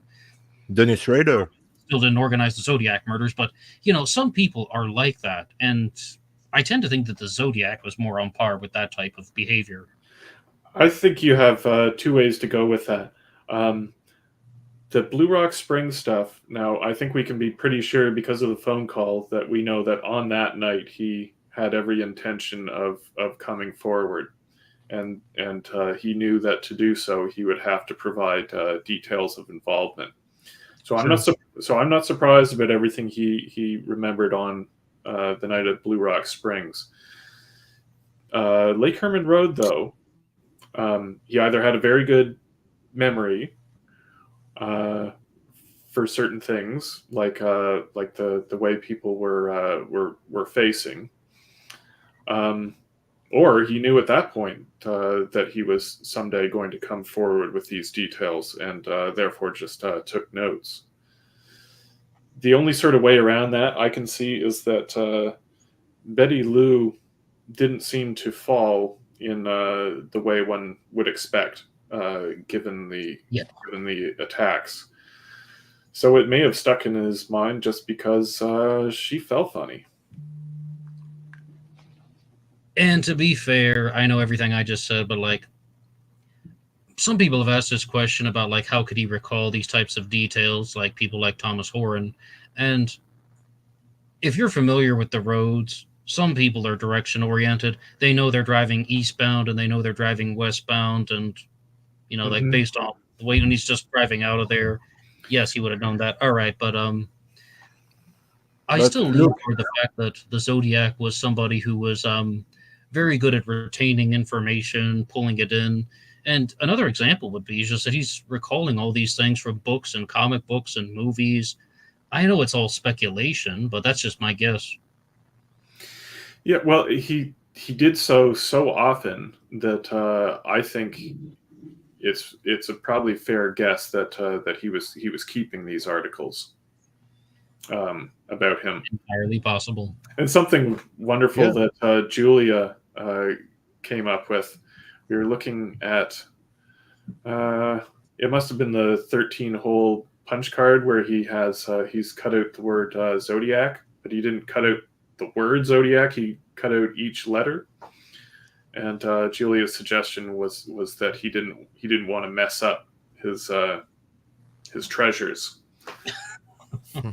which makes total sense to me. Total sense. I agree. Yeah, but you have people like Dennis Rader, BTK, who have a huge memory. We can remember everything about their crime. It's different because BTK is infatuated. It's people like that, they relive the crime. Now Zodiac, we don't really know if he did or not because we still don't really know what was it for him, because it wasn't sexually motivated. It wasn't, I think it might have been attention, but it's still we don't really 100% know. I feel what that is. So it's did he really just love to kill? Because if so, then he would have been reliving that, or is it something else? I don't know. Yeah, I mean, I think he probably did enjoy it, and I also think he probably drove by the kill sites afterwards as well. We've certainly seen this with other killers in history. So maybe he remembers how the bodies fell, but not the direction. But then when revisiting his crime scenes, he can figure it out. Entirely possible. I feel Go ahead, Meg. I was just gonna say, I feel to be in that kind of a situation and the adrenaline he was probably feeling, on top of everything else, to him, that's something he will probably never forget. So for him, it's he probably did revisit it in his head more than once, and that's why it was so easy for him to remember. But I don't know if I could say that with everything he had a good memory or not. Well, yes, Meg, but I would come back to that, because it sounds like your first thing that you said and the second thing you said don't exactly go hand in hand. I mean, this is a challenge question for everybody on the panel. Do you think that the person who created the Lake Berryessa costume and put it on and did that whole Lake Berryessa performance is not the person that's going to be thinking about that over and over again, even if it's just about looking at himself in that costume figure, remembering how much of a supervillain he looked like. Not really a supervillain, because he's just a guy in a mask, but in his mind, I think he would have relived that over and over again. Absolutely. I agree. Yeah. I Yeah, do agree. I don't think there's any question that he was very pleased with himself. Well, that sort of relay is Meg's asking, like, what's going to drive this guy to kill? He's not a sexually motivated serial killer who's going after sex workers and, doing his business with them first before the murders. What drives him to kill? Narcissism? Kind of just thinking about himself, power, assertive personality, possibly. The Dark Triad. Yeah. Oh, yes, Dark Triad stuff. Absolutely. Yeah, I mean, psychologically, I think he was a messed up individual. But more than anything, he may have just wanted something more interesting in his life. But by the way, But I Meg, think you have he was- the 6 questions for us here. And Yep. you guys want to keep going with that? I mean, like, it's kind of weird if I read off Meg's 6 questions. Meg, do you want to read number 4? Oh, Druzer, this was because of you and I in our conversation. Do you guys feel like the letters and ciphers have any thought behind them, or are you more along Druzer's thinking of it's all just irrational, sloppy writing, and it wasn't as meticulous and planned as other people think? Jerome, you want to go first? No, go ahead. All right, so I had a big reversal on this. In the past, I thought the Zodiac was extremely meticulous when it came to the creation of the ciphers. And, the letters too. I thought that things were, specifically pinpointed and designed. But then they solved the 340 cipher, and it contained the contemporary line, "That wasn't me on the TV show," which meant that cipher was created a relatively short time after the Jim Dunbar broadcast, which means that Druzer said it already. This guy could create the ciphers relatively easily. He didn't need a lot of time. He didn't need to spend weeks or months, practicing to try and get it right. No. He could have done this relatively easily. So, do I think that the letters and ciphers had a lot of thought behind them? Not as much as I did in the past. This really does seem like somebody who could have kind of just been pulling things, out of newspapers, pulling stuff off the bookshelf, as what Druzer said about how he has the sources around. That's why he doesn't have to remember this stuff. And the 408 cipher is garbage, as you said. "You'll have my identity." Yeah. Really, it's just kind of some stuff from The Most Dangerous Game and that psychobabble about slaves in paradise. He could have been pulling that stuff out of thin air. So really, I don't see that there are a lot of clues that indicate that the Zodiac put a lot of thought into his letters and ciphers. Yeah, well, his intention with each cipher seemed to change. At the beginning, he was trying to get the media interested in what he was doing, so he gave them more to work with. He gave them the phone call, the letters, the ciphers. He sent them to 3 different newspapers to capitalize on his exposure. I guess you could say that the 408 was something of a manifesto with this stupid slaves paradise stuff. And then after the Dunbar show, he not only wanted to set the record straight that he wasn't the crazy guy that called in, but he also wanted to address the head of the Cryptographic Society, D.B. Marsh, something like that. ECB Marsh. Yeah, who challenged him to encipher his name, make it as complicated as you want, Marsh said, and But did it? and give us an honest try at it. I don't think it's a coincidence that 2 weeks later the 340 arrives and he's taken measures to make it much more difficult. I'm not sure if I was going somewhere else with that or not. So I'm just going to leave it right there. Right. I have a follow-up on that one, but we haven't heard from Jerome yet, his answer to the question.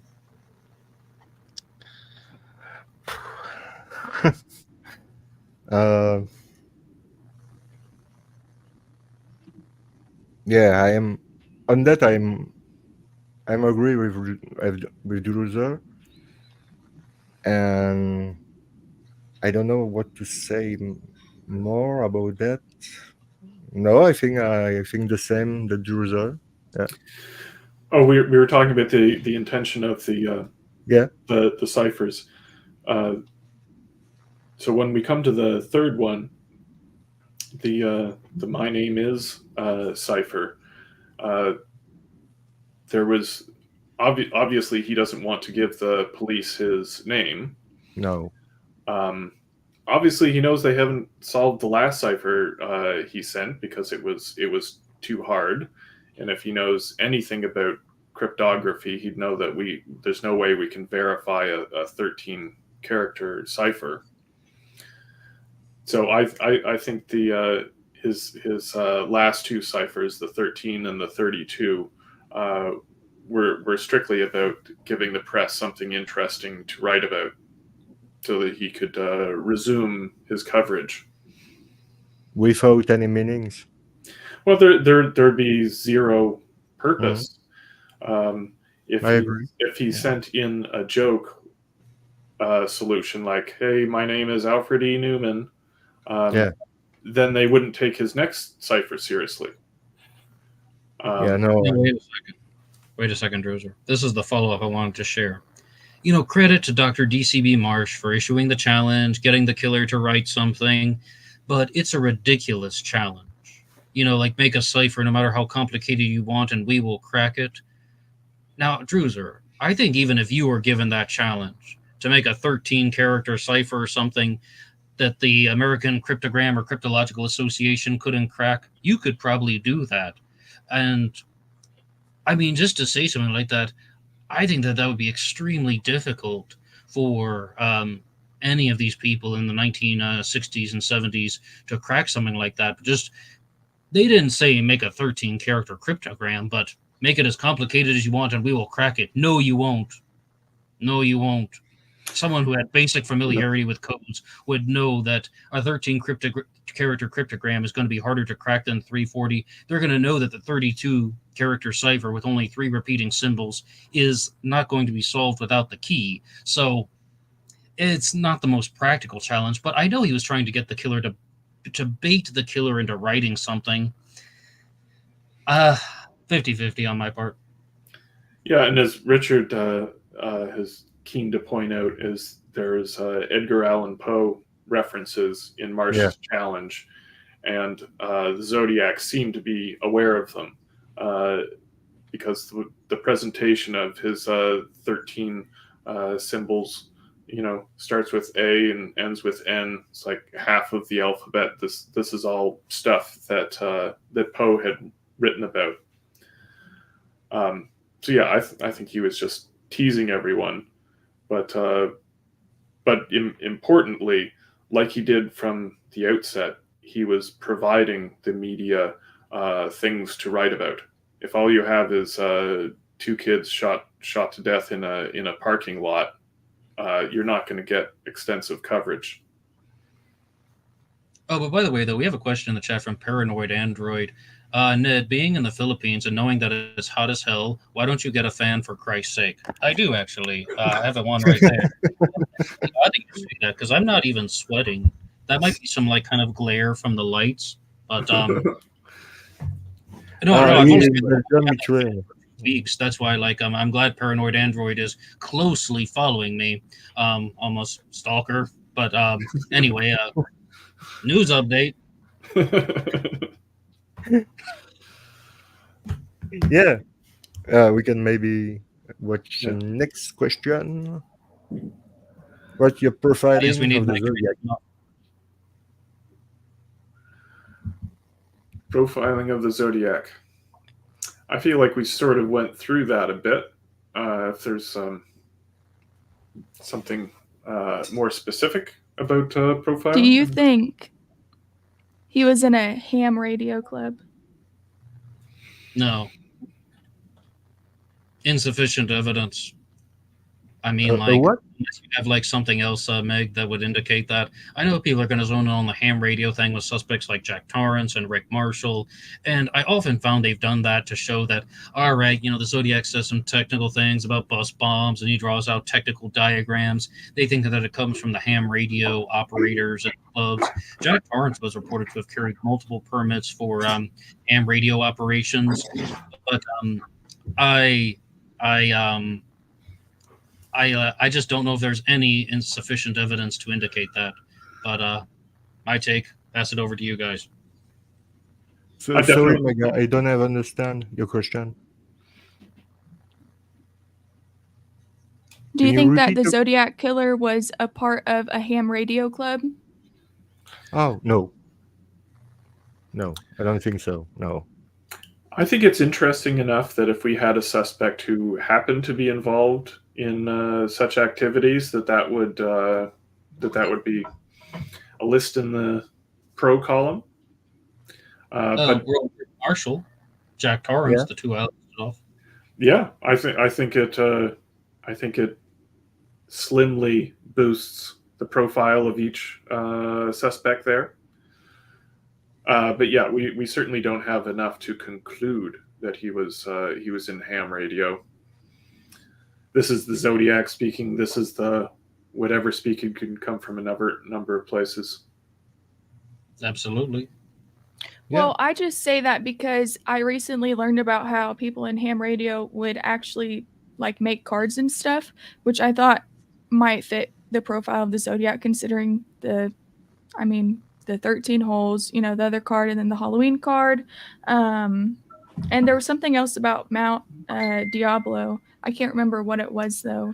On top of that, just like the overall like mapping and having to know all that kinds of stuff.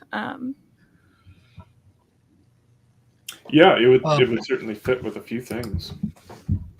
We have a direct question for me here in the chat that I would like to respond to from Archangel Michael.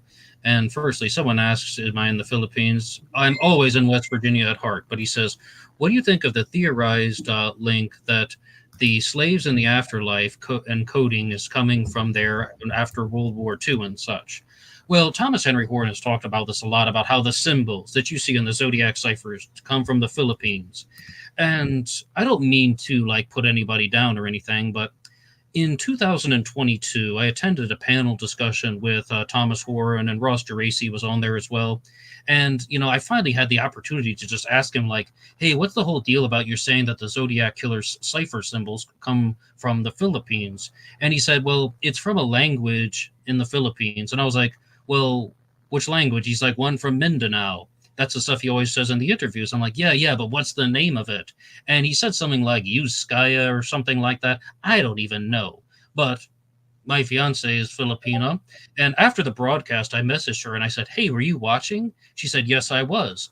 And I'm like, what do you make of all this stuff about the Zodiac ciphers, being Filipino and such? And we've discussed it before, but like, have you heard of this language that he was talking about?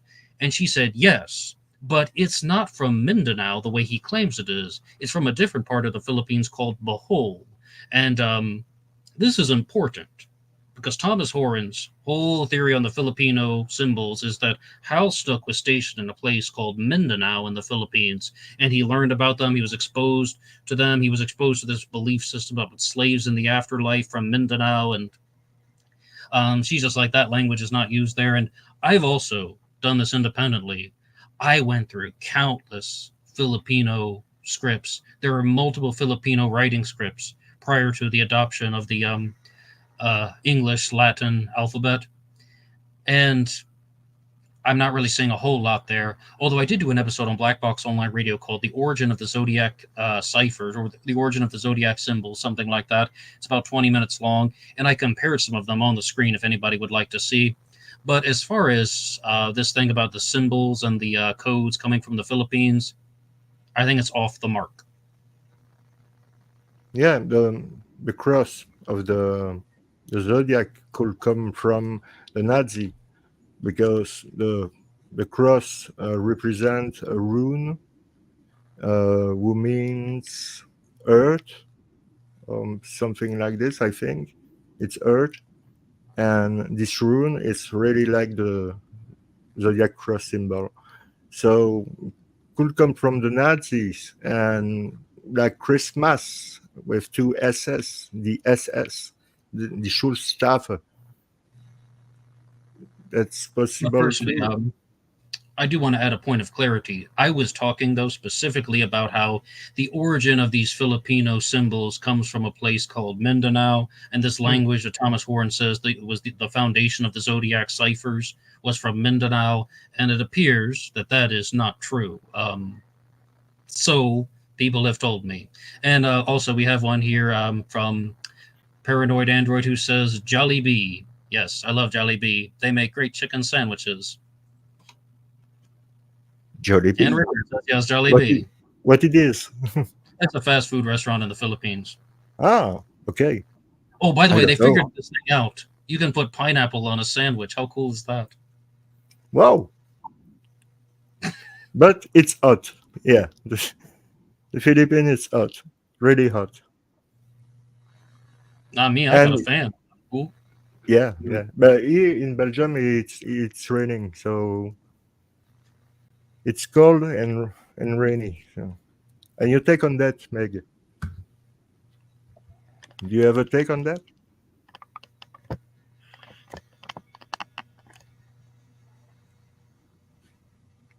Can hear you. Okay, I'm back. So I was pulling up my iPad to try to show you guys. I've done it before and shown people, but actually, if you take some of the letters that he's made and if you mirror them, you can see that a lot of his letters are just the same. So it's like there's like a J, for instance, and whenever you mirror the J, it's one of his symbols that he uses. So it's like I think that's all that it is. I don't think it's a special code or anything else. No. But there is the claim that the zodiac ciphers do not come from the Philippines. They actually come from Booz Allen Hamilton. There are these things called booze balls that were used in some of their iconography, if I'm using the word correctly. I know I'm not, but I think that was too late. I've Wasn't that 1990? the booze balls. Oh, I thought they Maybe were. maybe I'm wrong. I thought there was a reason to dismiss that. But I wouldn't be I've surprised if they would dismiss that because, I mean, I think that if they had identified the exact origin, everybody would be on top of it. yeah, Yeah. but the exact origin, I don't know. I'm on this case since 2001, and I never found the the same the same logo, not logo, but the same character that Zodiac used for this, all his cipher. So no, I never find anything who can say it comes from here or from there. Never. Well, Jerome, I think that comes back to what Meg was saying about how some of it's just taking an English language letter and reversing it, and it's Oh yeah, absolutely, yeah. like that. In the way of Leonardo da Vinci was using a mirror to writing. Right. So, I mean, I think that there are personal touches that the Zodiac would have added, but I'm like you, Jerome. I've not seen anything that has immediately shown me that this is the Zodiac's No, cipher origin. no, me neither. And I have made a lot of research about that, even in some books who are not available on internet. But no, I've never found the symbols, the same symbols in.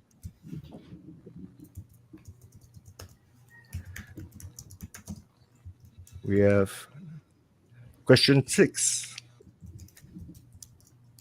How long have you been studying the zodiac?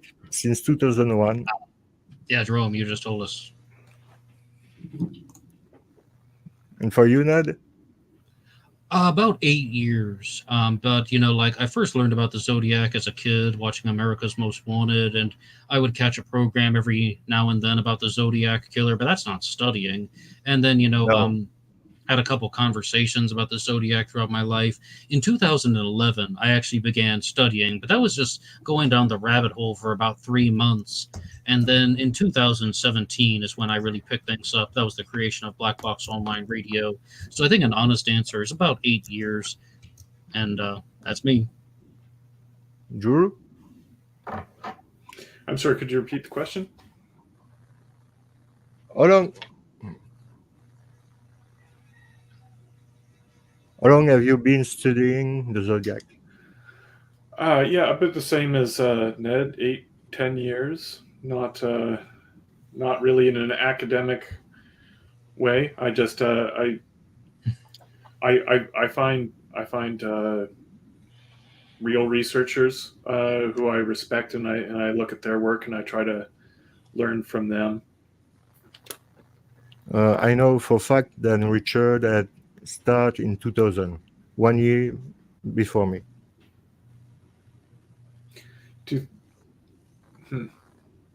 Dan Meg. Yeah, he told me that he had started studying the Zodiac in 2000.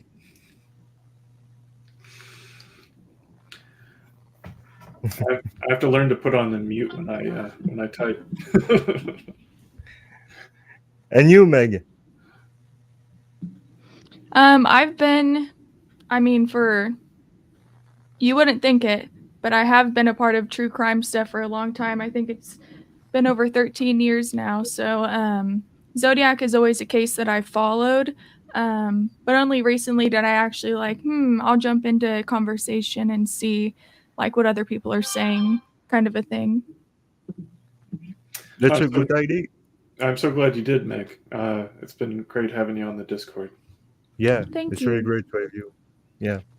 By the way, though, there's a question in the chat that I want to give to everybody. It says Ned, but I'd like to ask everybody this.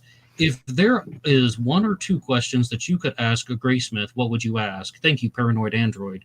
Now for me, number one would be, how do you account for all of these inaccuracies in your Zodiac Killer book? Very big question. I'm sure he could answer that in about 1 minute. And then if I could ask a second question to Robert Graysmith, and you guys can think about what you would say. Now, what would the second question be? I guess that would be just, okay.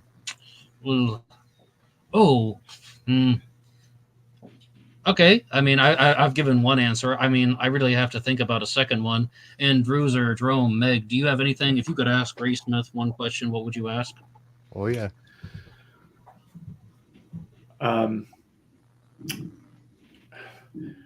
Well, I guess I don't know if this will work as an answer, but the question I have for Graysmith's first volume is about the authenticity of all of the interviews he conducted or said he conducted. Yeah. We know that he said that he interviewed people that we know he didn't. And some of the clips we have very little else to go on. It's either they were truthful or they weren't. The most interesting stuff I gleaned from it was the notes about Darlene Ferrin's first husband. I'd like to know more about that. Okay, I thought of my second question. Oh, okay. Jerome, you want to go first? About me, first question. Can you tell me more about Don Chaney first? Because Don Chaney was the source of his second book, so the biggest source. And second question, why on earth you have never thinking that Chaney could be a suspect in this case? Why? Why is that? Wow. Great stuff, Jerome. I love it. What access, if any, did Robert Graysmith have to the actual police reports? Now, my second question would be, do you think that it was irresponsible to blend together facts with fictitious elements in all of your books and try to present it all as one continuous nonfiction narrative when much of what he writes in every single publication he puts out is part fiction? And the answer to that also has to be why not? So that's additional. I would love to hear you ask that question, Tim. Yep. Like I said on a previous live stream of BBO War, I've reached out. I didn't hear anything back. And about, just contacting Graysmith. Same with Gareth Penn. I've reached out. Didn't hear anything back. But we need to hear from Meg. If you had one or two questions for Robert Graysmith, what would you ask? None. That's the smartest that I've heard so far. Interview ever. So I told everyone, I really don't keep up with the lore of like, who's Tom? Who's this guy? Who's this guy? Like, I really don't know. I feel like it's easier that way. It's like, okay. So It is true. Well, Excellent. I had a similar approach when I first started on the case. I heard nothing but criticisms for every bit of Graysmith's work. So I avoided it for years. I didn't want his narrative to be the first one that entered my brain. I think it's good advice to go through the police reports first so that you can see what he completely made up. it's hard to read a book from anyone whenever they say this is who the Zodiac was, and I'm gonna tell you this is who he was because of this, because it's all just bias. It's like you can't read that if you really want to investigate anything on your own. I just want to point out, I had a similar experience to Druzer. I did not read Zodiac until last year, 2023. Now, to be fair, I had read Zodiac Unmasked in 2020, but I mean, when I heard all of these criticisms, and to the credit of Thomas Henry Horan, he wrote The Great Zodiac Killer Hoax of 1986, which, is an attempt at looking at how Graysmith has fabricated a lot of his statements and, going, like, he has hyperlinks in his Kindle version, going to the police reports and so on. But I was just hearing all these things about how Graysmith is inaccurate and how he messes around and blends the fiction in. So I'm like, I'm not going to read that book. Not until about 7 years later. Yeah, some of it I think is harmless, and other stuff has done a great disservice to the case. But it needs to be said that we wouldn't be discussing this case without that book. Okay, Druzer, I'm glad you brought that up. The way that I understand that is, and I don't know if I've said this publicly because it's kind of dorky, but it's like, I view this thing about how Graysmith is the godfather of Zodiac Killer research, right? We wouldn't have this conversation if it weren't for Graysmith. I equate that to having your grandfather sitting down with you and telling you a bunch of war stories from back in the day. And then as an adult, you learn that 50% of them are false, that 50% of them were made up. 50% are true. Oh, yeah, all of that stuff actually happened. The other half, that didn't happen at all. He was just messing around. Maybe he wanted to tell a better story. We don't know why he did it. So that's how I view this. It still doesn't mean you hate the person. I don't hate him. It's just... Well, no, he's a good author, and he's got lots of good ideas about the case. Hell, he might be right about Alan. I don't think so, but maybe. No, let's come back to that. Zodiac is a fascinating book. It is so engaging. It's so entertaining. It's like, you brought up the interviews. See, a lot of the stuff isn't even Graysmith's idea, or he's not saying, I got this from the police report. No, he's saying, I interviewed this person. This is what this person said. I interviewed this person. That's what that person said. And that I thought really added to the flow, because it's not just, this is what I think. This is this enormous blend of the people who investigated the stuff firsthand, all coming together.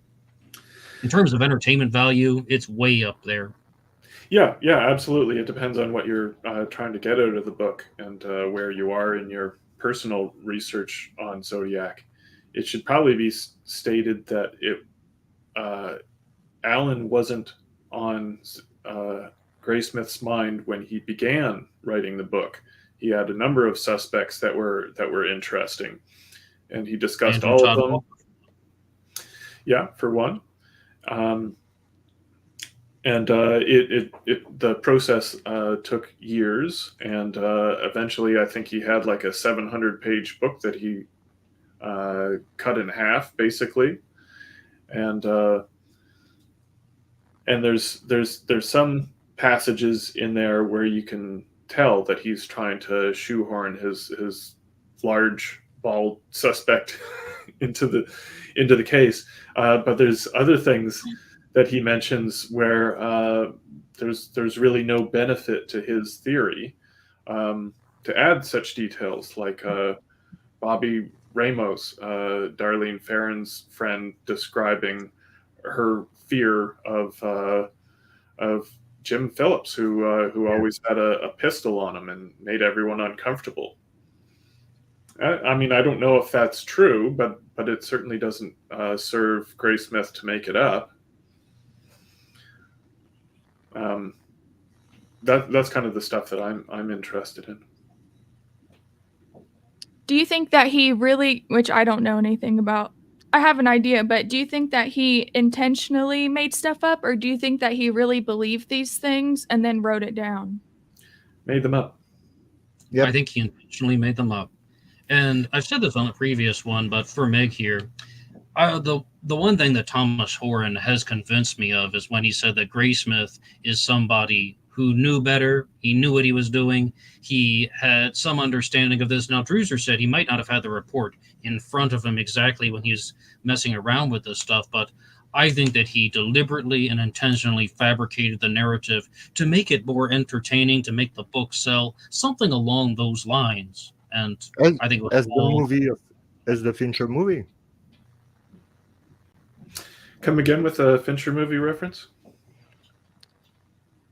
There's a lot of reference in the Fincher movie who are not accurate at all. Oh, yeah. inaccurate. For example, him going But- into the evidence room and reading all of the reports. Yeah, for Like, example. I don't think he had any report. I can't No. imagine how he could. I think what he had was Paul Avery's 1971 assessment of the case.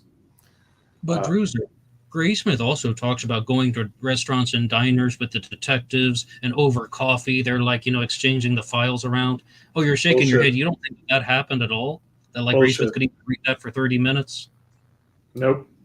No, I don't. no, me neither. And I think that probably accounts for some of the inaccuracies, and for others, I think some of the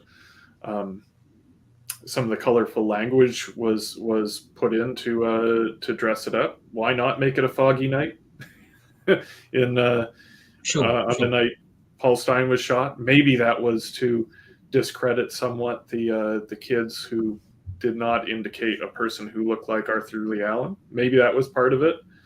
But I think it was just earlier in the genre of true crime. We didn't. It has exploded so much over the decades.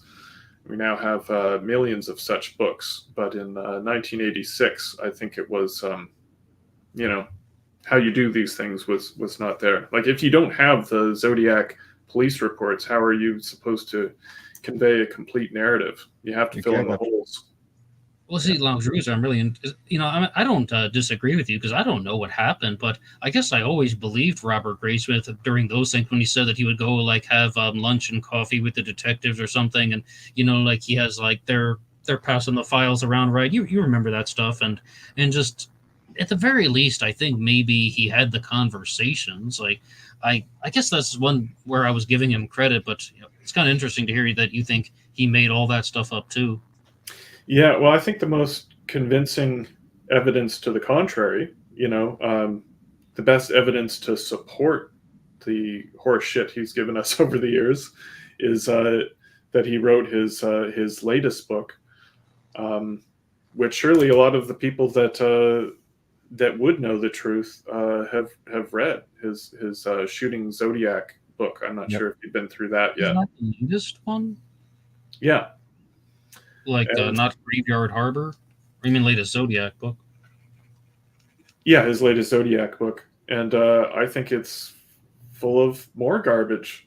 But he's saying this to people that he's lying about. So that's I don't know. Maybe I'm wrong.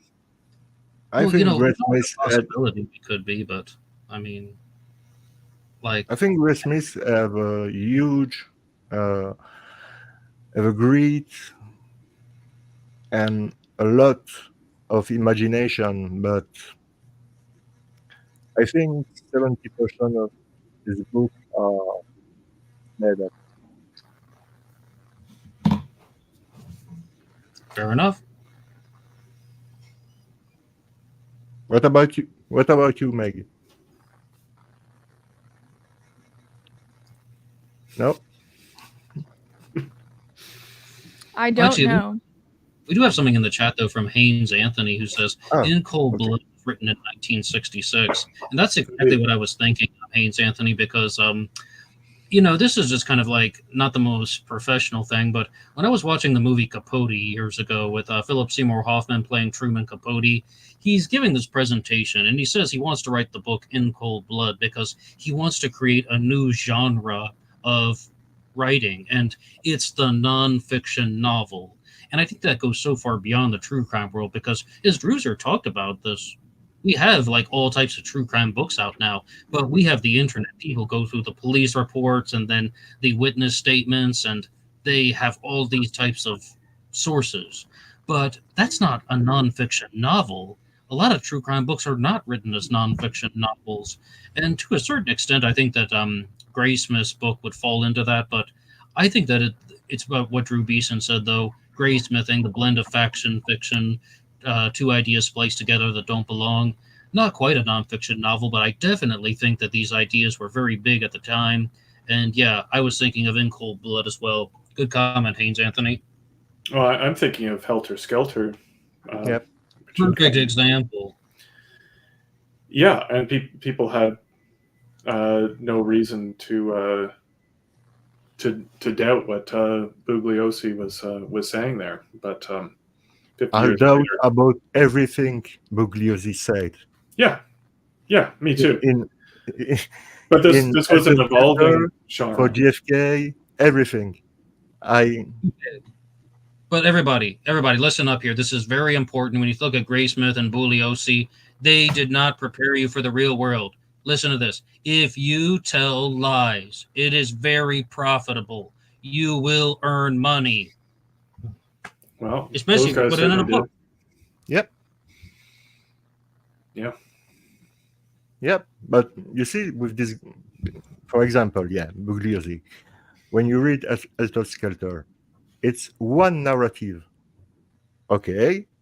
But if you don't go, if after that you don't try to understand more what it's all about with the Manson case, with the Manson family and everything around them, you understand that this book is made for make money and to and in the same times to claim that his narrative was right. And like people have this idea that Bugliosi cannot lie to the public because this guy cannot lie. It's impossible. So what he's saying in this book, it must be true. But it isn't. No, it's not true. Hans Anthony say, Alta Skelter is the biggest true crime seller, and it's a fiction. For me, Alta Skelter is a fiction, but it's just my opinion. Paranoid Android says the only good book I read was The Night Watchman. Well, that's too bad. I wish you had read the story The Early Evening Watchman, written by me, Ned Dehan, available in audio. on YouTube. And the latest story, The Eyes of the White Horse, is now out in the White Horse Killer saga. There's a whole playlist. Black Box Online Radio here on YouTube. Please like and subscribe if you want. No judgment, no pressure. No, and really good book. Really, really good book. And for free I don't know about that, Jerome. So on book, YouTube. but you are your biggest critic, you know. Well, I can't believe you know, this chat. There is a lot. Oh yeah, Jerome. We had loads of stuff in the chat if they want to go on. But one of them was for Meg, actually. Hey, Meg. Someone was asking, do you have a suspect? No. Good for you, Meg. So, Meg, for answer to your question, yes, you can show how the symbols I flip. Okay. So these are the symbols, for example. Yeah. Okay. So whenever you take this J, I'm going to do it real quick. Hold on. You see? Mm-hmm. Let me get closer. Hold on.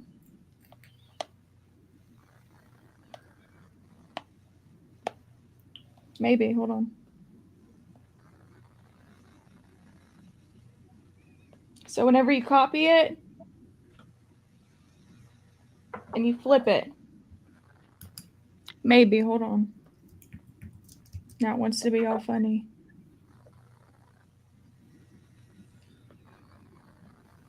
Hello, Mr. Grant.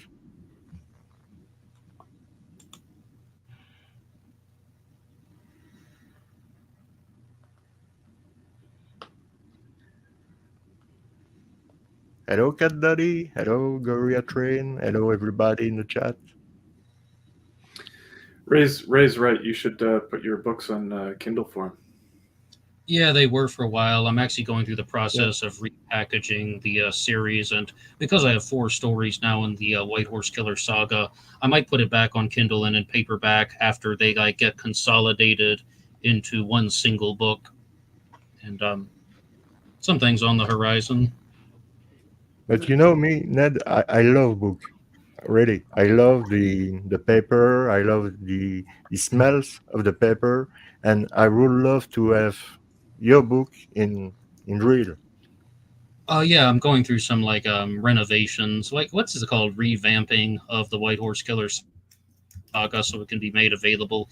And I'm exploring some options about re-releasing it, maybe in a better way. But we've got Meg ready now, so let's hear from her. And thank you, by the way, Ray.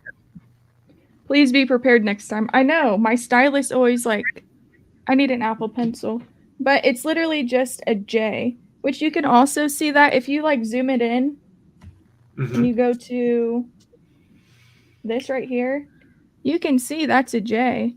Yeah. You know, just backwards, or this is a J. Yeah. And if you do that with a lot of his symbols, you'll see, oh hey, that looks like a letter. Like this is probably just an upside down T. Yeah. Or it's an L. You know, it's an L if you want to go at it that way, you know. That's it. It's an L. I don't think it's anything like he saw exactly how to make these symbols, then he did it, and you know what I mean? It's you mean that he was not inspired by something else? He was doing that by himself. Yes. I agree. Touches on the symbols, but I guess what Meg is trying to say is they're not very complicated. You mean he's just turning a light upside down, reversing it? These are things he's mirroring them.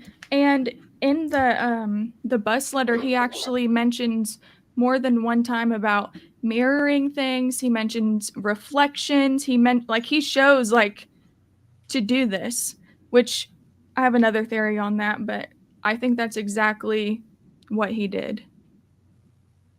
Yeah, that's a good observation, and I think you're right about that, and I think that there is more on that. Maybe you need to use a mirror to decipher some stuff, but I'm on something I don't know yet. But Meg, I think he right means just mirroring the paper. You know, what he wrote down. Yeah. Yeah, that's what I think. But not just the paper. Each line, and I'm on something. Maybe, Yeah, maybe. there's actually something that I found from that letter that whenever you mirror part of it, it's like this other part of it is filled in exactly. So it's like he draws, let's say, like a colored in rectangle arrow. Yeah. Well, over here is a similar one that's not colored in. Well, whenever you flip it, it matches perfectly over here. So it's just kind of like, makes you think. Yeah. Yeah, I agree. And in the same time, why this obsession with the number three? Because I don't know if you have paid attention about that, but the first time he wrote to the paper, he sent this cipher in three parts. The next cipher, you need to divide this cipher in three parts for Hmm. and He it's folded his papers 3 times. yeah, exactly. And there is more. I'm going to try to explain to you. For Polstein on Cherry Street, Cherry. Okay, cherry is a tree. Maple is a tree. About Lake Berryessa, you are going to tell me, Jerome, you're crazy. Yes, I am, but uh, the Zodiac is behind a tree when he's put his hood on.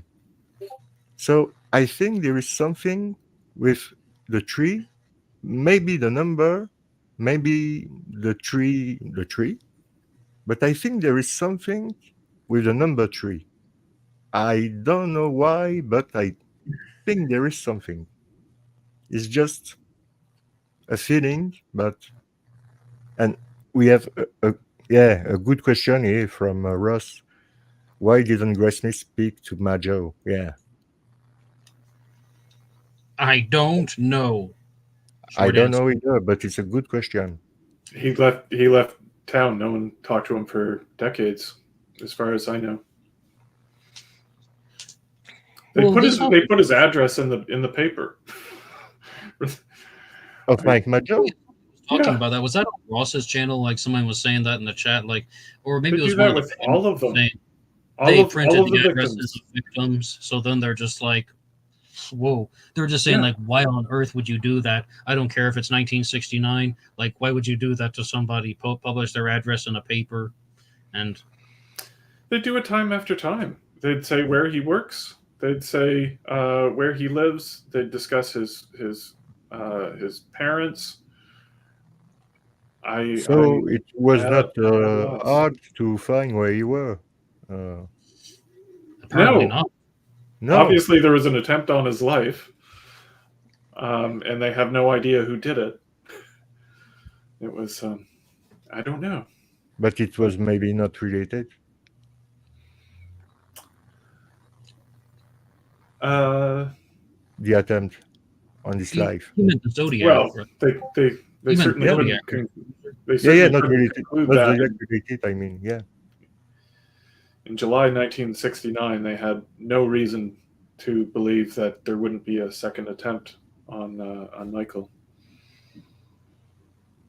Well, just at the very least, like, I mean, when you're putting like an innocent person's name in the paper after they've been shot, it's like that should just be fundamentally wrong. Because as much as Druzer said, people could be tracking them down for loads of things. What if somebody has just been shot literally in the face and they just want to Yeah. be at home recovering, being hounded by like all types of, reporters and just like people like just knocking on their door, asking like weird and dumb questions and like let alone maybe some other criminal that gets scared about something. Why like why would you do that? I don't know. I mean, they were aware of the danger. Like, I'm sure they had guards with them at the hospital, just as they did with Brian. Yeah.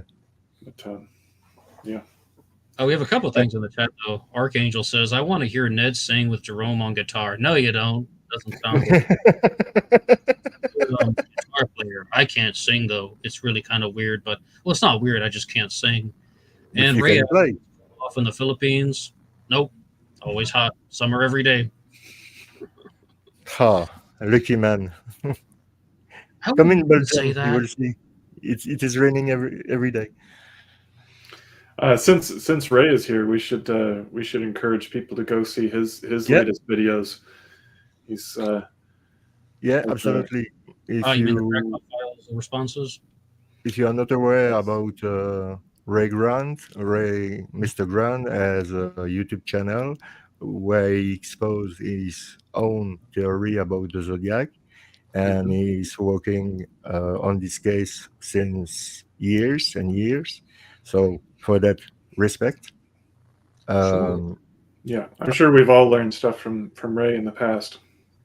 oh yeah, and this is the nice stuff with people that it's we can learn all the time about other people thinking, about other people theories, and Yeah, about other people thoughts, and that's why I like to do this round table, because we exchange stuff, and it could be something or nothing, but we try to do something, because yeah, I would like to tell you something that I have read on Facebook. Somebody who read right to me, telling me, uh, somebody that I don't know. Really, I never talked to him before, and I will never talk to him after, because he just told me, Jerome, I don't see the point to watching 4 hours of your video talking about the Zodiac, because you will never figure out who is this without new evidence.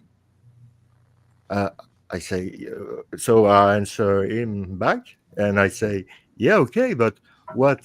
You don't want to hear about the Zodiac anymore until we have new evidence? No answer. So you have what this is the kind of point of people, such a message?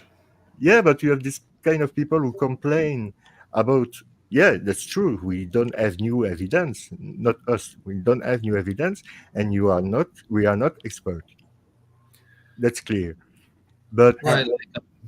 I've been interacting with a lot of people in the DB Cooper world, and more of them are starting to say that they don't think the DB Cooper case will be solved, and they're not slowing down. If anything, they're going full steam ahead because number one, maybe it will be solved. Number two, there are a lot of investigations to have been had.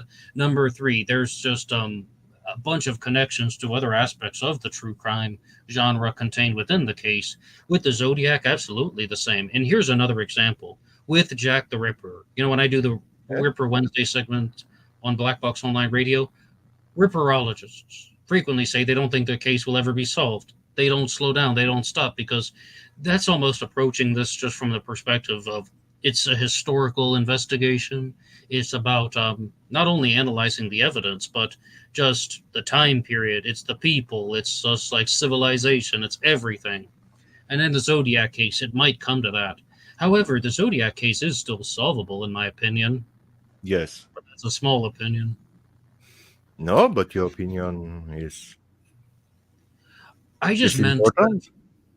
the hard evidence that would actually solve the case is becoming less and less likely. Do we have the fingerprints? Do we have the DNA? Maybe the side palm print on one of the letters or something, the writer's palm, that could be something. Now, I'm hoping that the authorities do have a bunch of things like physical evidence that they aren't revealing to the general public that not even Tom Boyd knows about. And they're just withholding that stuff because they're waiting for the moment. Yeah, I wish we knew more about the closest thing to a breakthrough that I see in the reports is it's mentioned in the FBI files that one of the prints from the Stein cab has a similarity to a print found on the Little List letter, and they thought it was the left ring finger of the right hand, I believe.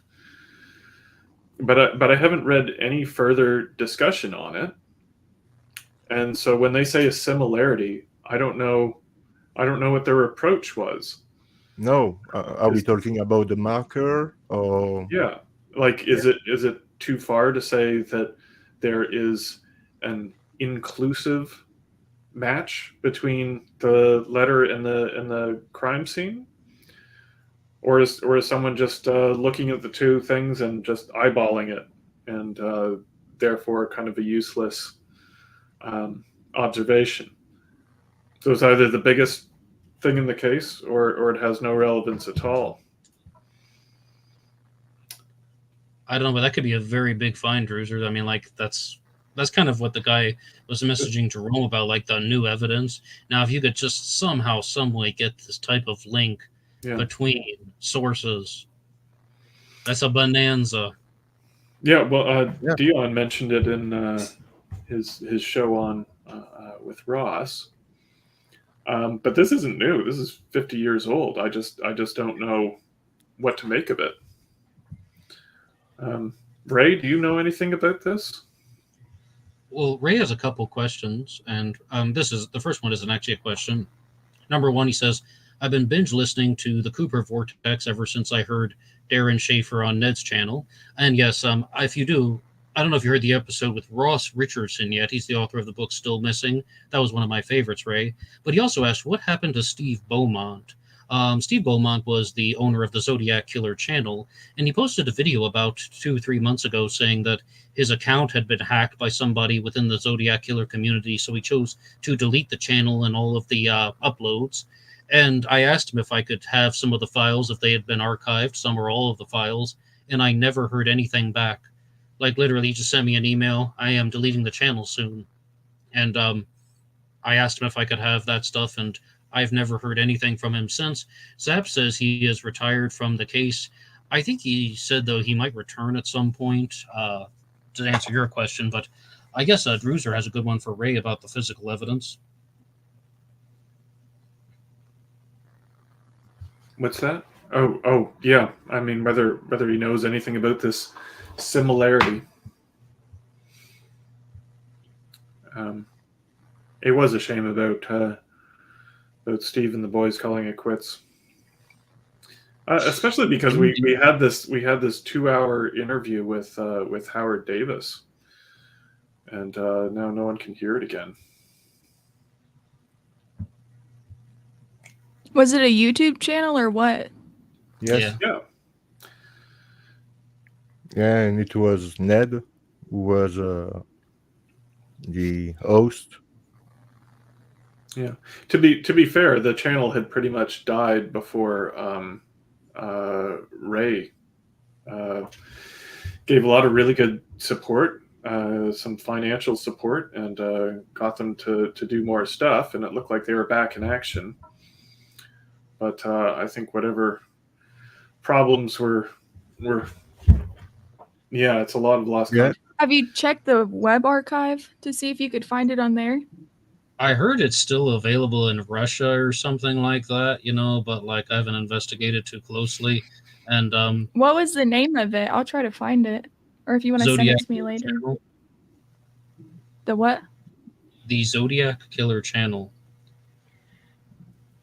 But, even some guy like me who was the host of that program, I mean, originally they started out making these videos with a computer-generated voice, and they asked me if I wanted to narrate them because they wanted an American. And then I don't even know everything that happened. Like, we made a 3-part documentary series called Obsession into Darkness. We were supposed to do a 4th, and I'm like, okay, I'm completely on board. We also were supposed to do 21 episodes of the Interview with the Experts series. Once again, I'm like, okay, I'm on board, just kind of let me know when and what time, and like, let's do this. And the 21 interviews didn't even get completed, and I'm also not sure why that even happened. And it's sad because it was a really nice channel, and it was really well made, really well hosted. Thank you. But full credit goes to Steve. I think he's the one who does like the technical stuff. Yeah, but you were the man behind the mic, Ned. Thank you, Jerome. Always appreciate it. Oh, it's come from my heart, What was Druzer's question? I'm in the middle of doing laundry. Yeah, the similarity described in the FBI files between the cat prints and something left on the little list letter. Oh, okay. That could be a very big find. I hope that there really is something to that, Druzer. I mean, that's just closer and closer to actually obtaining a full profile. Yeah, well, it would answer a couple of big questions. Now, the report, as seen on the internet, is so blurry. I was able to transcribe about half of it, but there's some stuff that I could not read at all. Yeah, that's the problem with this kind of files, that sometimes they are completely blurry when they are not redacted Mm-hmm. by the CIA or the FBI. Yeah, would you like to see the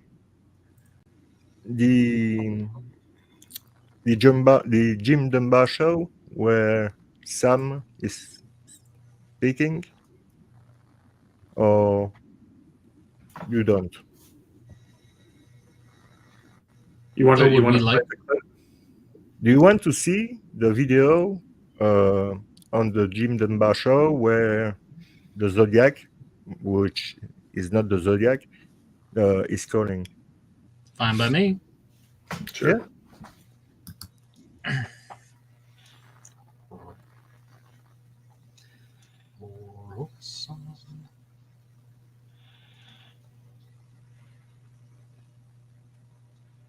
Wait a second. While you pull that up, do we have anything else in the chat here? And let's see, got to scroll for a while. People are kind of just interacting within themselves. Ned can't sing but could rap. No, West Virginians don't rap, sorry. But country music is our go-to. But biker prospects. Cat Daddy Steve says, biker prospect, no too risky for a club, too much heat. Before you play this, Jerome, that really is interesting. Like we were talking about, was the Zodiac Killer doing something with a biker gang? Yeah. I kind of would lean toward Cat Daddy Steve. That would be a lot of risk and heat for a biker gang to have somebody writing in these letters. And I don't know, doesn't that just seem like something that a biker gang might not necessarily want? About someone writing taunting letters saying, I'm a serial killer and I'm going to plant a bomb in the ground and it's going to concern radians and inches along the radians. I don't know too many bikers that are talking about radians and inches along the radians, but anything's possible. Not to discriminate. Yeah.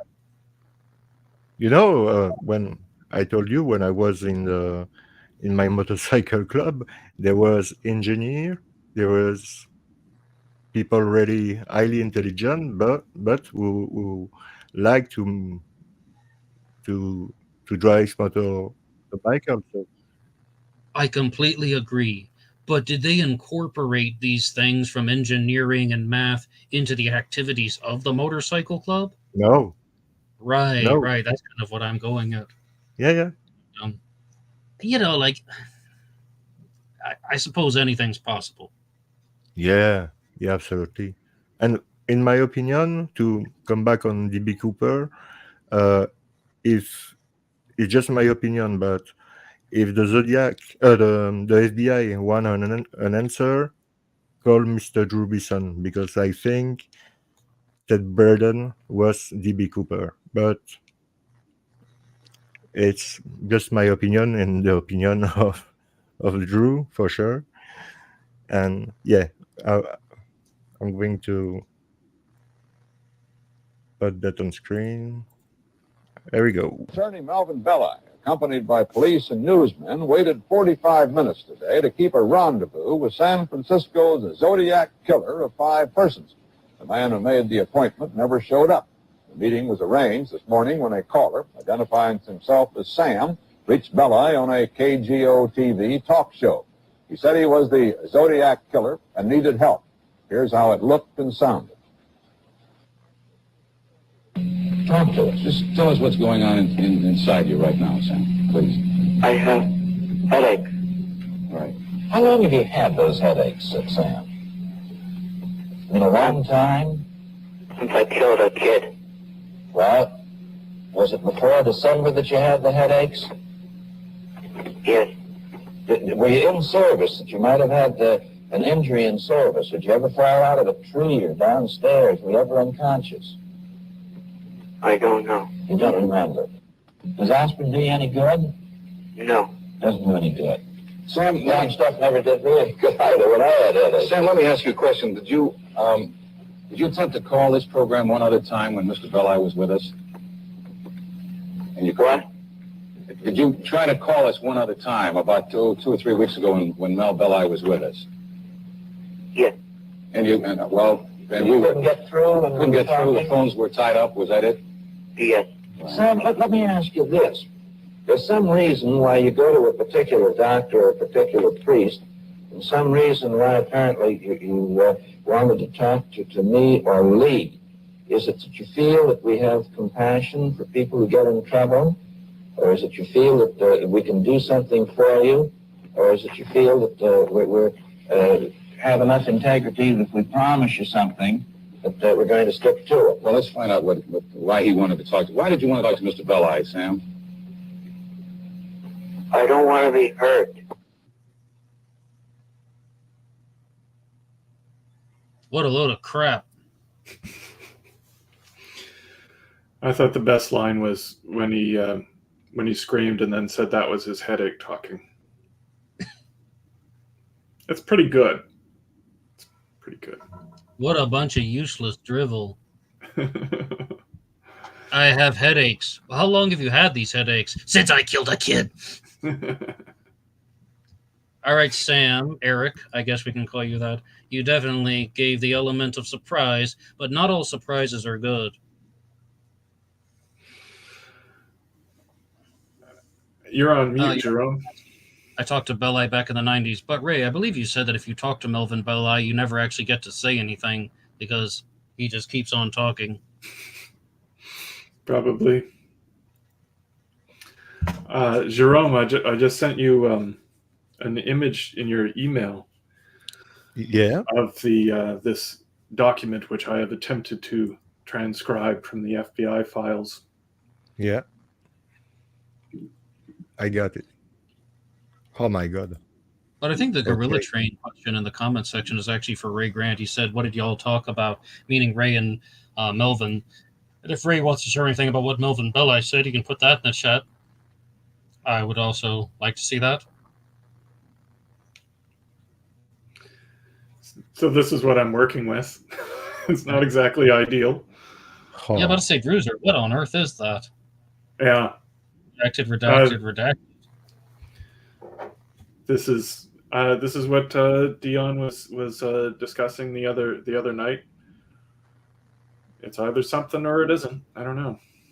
I can read part of it here. Do you want to full screen it there first, Jerome? That's the best I can do. Fair enough. Okay, enclosed herewith with the identification division is one set of 3 photo bearing latent fingerprint obtained from a letter attributed to unsub by Crime Lab of San Francisco Police Department, all enclosed for identification division, blah, blah, blah. The above enclosure is available to San Francisco Police Department.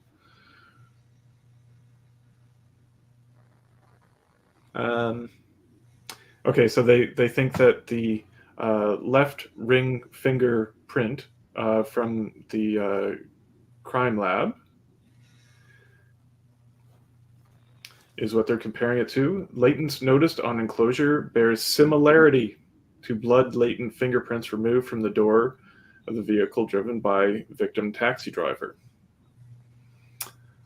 Similarity. Do you know what page this is on, Druzer? No, I don't. There's hundreds of them. But Druzer, then this should really throw some water on the whole story about Lindsay Robbins leaving the prints. Then, because these are the bloody prints, right? The Lindsay Robbins was reportedly, allegedly talking about, secondhand, thirdhand via his son, right? Yeah, it would put that to rest. It would put to rest the theory that the killer and the writer are not the same person. I don't know. It'd be a good place to start. Fascinating. I And, mean, Jerome, is this you in know, the? Do you have this in the group chat, or like, can you email this one around to everybody? And this will definitely be some stuff.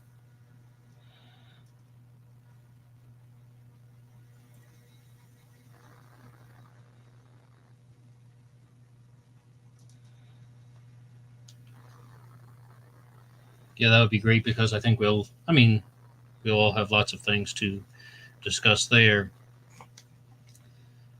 okay, yeah, absolutely. I'm reading the chat, but the chat goes crazy. So Oh yeah, Because I can help enhance it and stuff. I just, if you send it to me or tell me where in the FBI files it's at, so I can do it. yeah, okay. Yeah, like I said earlier, there's organized researchers like Ray, Richard, and then there's disorganized. Those are the two categories of Zodiac researcher, and unfortunately, I'm in the second category. I did not know what actual page this came from. Just send me the dang picture. Yeah, Okay. that's what I do. Do you want it to your Discord page there? Or Meg? I sent my email in the chat as well. It doesn't matter. It's done. Oh, thank you, Jerome. Perfect. I'm the man in charge. So Ray, what was funny about my conversation with Bella is that I was talking to his secretary, and as soon as he heard it was about Zodiac, he ran over and grumbled to the phone. Yeah, I imagine that Bella was, yeah, I don't know, excited by this. He spoke for a living. Ray, did you read Belai's book? I have not, but I bet he's got some interesting, probably false things about Zodiac in it. I'd be interested. I would love to read those interesting false things. Let's see, Melvin Belli book. Oh, it looks like he has several ones out, but sadly, some of them are about law. Lawyers writing law books. What a crazy world. Now, Druzer, Yeah. you were to Melvin Belli, My Life on Trial and Autobiography. I don't know what the book is. I haven't read it. I know that he's done a number of publications, and which, if any, he describes his Zodiac experiences. I'm not sure. I imagine it was an autobiography. I'm not sure how many of those he may have. It looks like he has a few, just going off of this Google search. Yeah, I'd love to read this autobiography one if it's still available. Maybe I have to get it used. I don't mind with that. One connection I can made with Belai and GFK is the fact that Belai was the lawyer of Jack Rubinstein.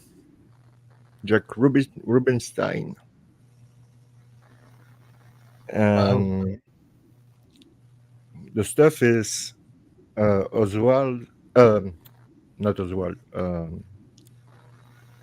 Ruby had asked, like the guy on the TV show, to talk to either Melvin Belli or Alfie Belli. And Jack Rubinstein was trying to have either Melvin Belli or Alfie Belli. But it's just a coincidence, but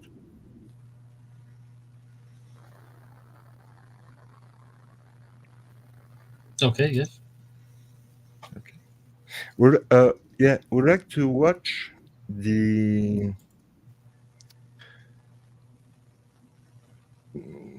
future documentary will come on Netflix on late October. I'm going to show you the trailer.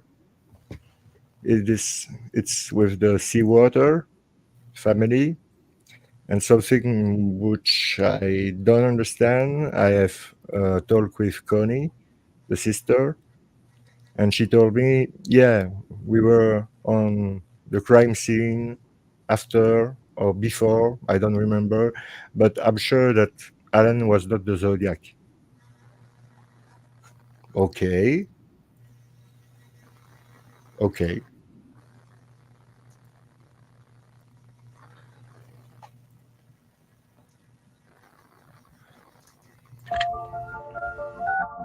I called Mr. Allen. I'm thinking in my mind, okay, here we go. Mr. Allen, were you the Zodiac?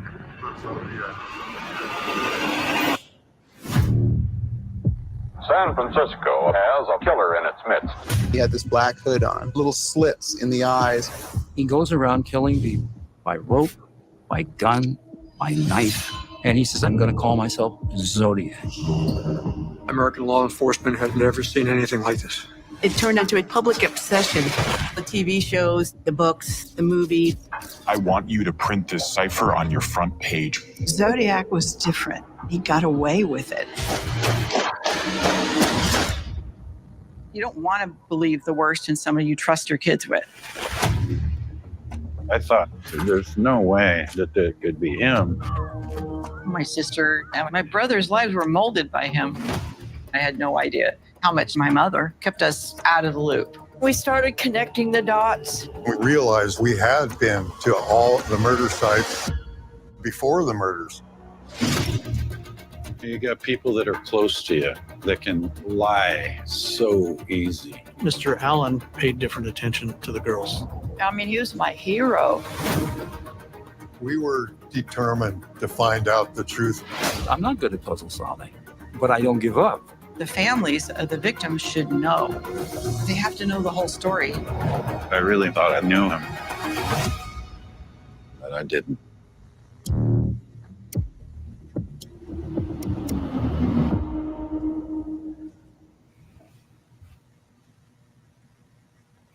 I hope it brings about testing. Coming soon on October 23 on Netflix. Now, once again, to give credit where credit is due to Graysmith, I'm not good at puzzle solving, but I don't give up. That really encapsulated a lot of the stuff that I was saying earlier. Me, I'm also not good at puzzle solving, but I don't give up. But we do have a couple of things in the chat, actually. One is from Fire Pixie, who says that Thomas Horrid is live right now. You should invite him over. Archangel says we should have an exclusive Meg versus Horan. No, we're not going to do that. Meg would kick his ass. You know it, obviously. I don't know who that is. You can kick his ass. Don't worry. Oh, yeah. Easily. Archangel. Druzer, you got any thoughts about the trailer? Yeah, I think anytime a Zodiac documentary comes out, there's the potential that we'll learn something. Possibly that some further testing will be done. As much disinformation as will probably follow. Any activity at all is a good thing.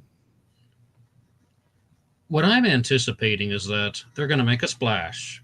It's going to be Jay Foy all over again, where there's just going to be this kaboom of infatuation with Arthur Lee Allen, and then everybody's going to get onto the internet and say, oh, I think the Zodiac Killer was Arthur Lee Allen because I saw it in the documentary. And that's just what it's going to be. They're just going to be kind of not even ingesting the information, maybe parroting, regurgitating certain things, pulling out 5 or 6 pieces of info, and then they're just going to think, hey, I've solved the Zodiac Killer case. I know who the Zodiac was. You'll be getting it worse than everyone, Ned, I'm sure. I learned that Richard Grinnell gets it the worst. Like when he talks about getting 42,000 hits a day after Jay Foy just made TikTok videos. Some dude went on TikTok. I mean, he'll probably be in the hundreds of thousands. So, I mean, if you want to read something, read ZodiacCiphers.com. Why not?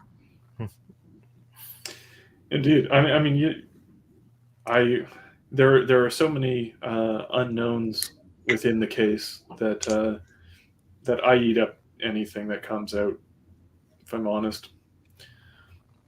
Yeah, same. To be honest, I don't think we will learn anything that we already know.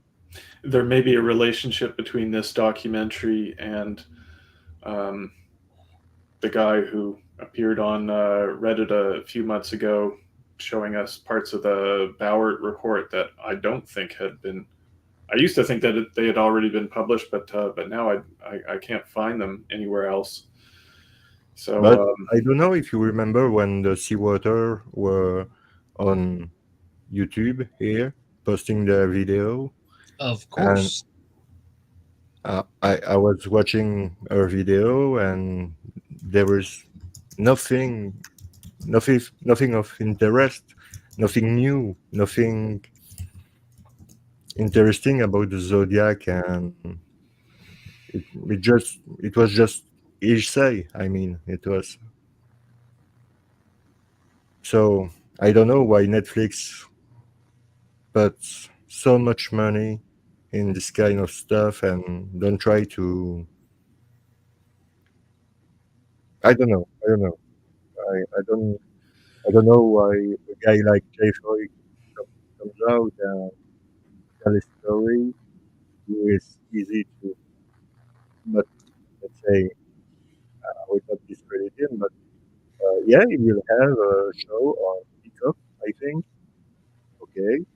The seawaters come from was the theory about Alan, because it's all he say. Oh, we're losing you. Your microphone sounds really weird. Did you hear that, Druzer? Yeah, it's a little muffled. I think I know where. We lost the sound on drone. Sorry. There we go. Is better? We're good. That's better. Yes. Yeah. Yeah, I was saying that it was strange that all these people in the media, like Peacock, like Netflix, put a lot of money in poor research, because I'm sure that we will.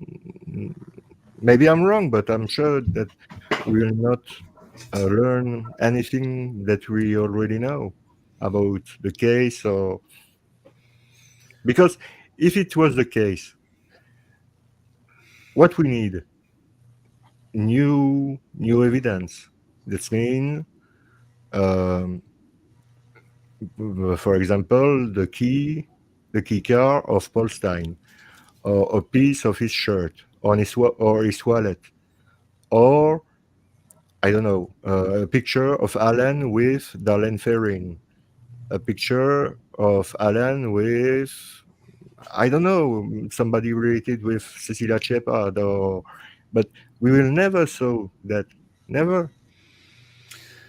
No, this is. I mean, I think that is far too much to hope for. Yeah. I hope that we can have a better appreciation for mysteries such as why was Arthur Lee Allen spoken to in early October 1969. It's one of the reasons why it's hard to completely dismiss Allen as a suspect, even though so many things about him seem off. We can say that Cheney was a liar. Yeah. We can suppose that Spinelli had heard Allen's name involved with the Zodiac case before he came forward. We can presume that the sea waters have collected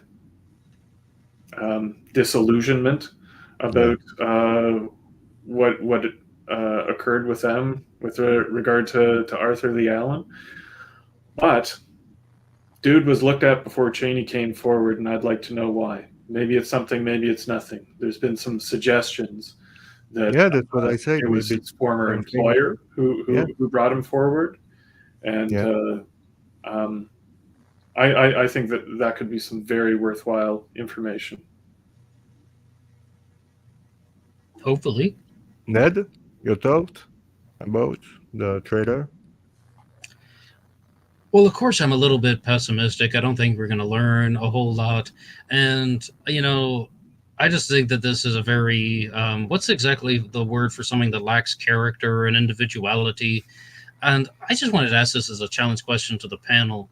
If you could think of a better title for the documentary, what would you call it? I mean, because this is the Zodiac speaking, has been put on books and more famous documentary, not to mention it's not even their original thing. Some other jerk in 1969 came up with it, whoever the hell he was. And I was thinking, Zodiac, we called him Mr. Allen, Zodiac Killer, the prime suspect, something like that effect. Yeah. Druzer, do you have an answer to that challenge question? What would you call this documentary instead?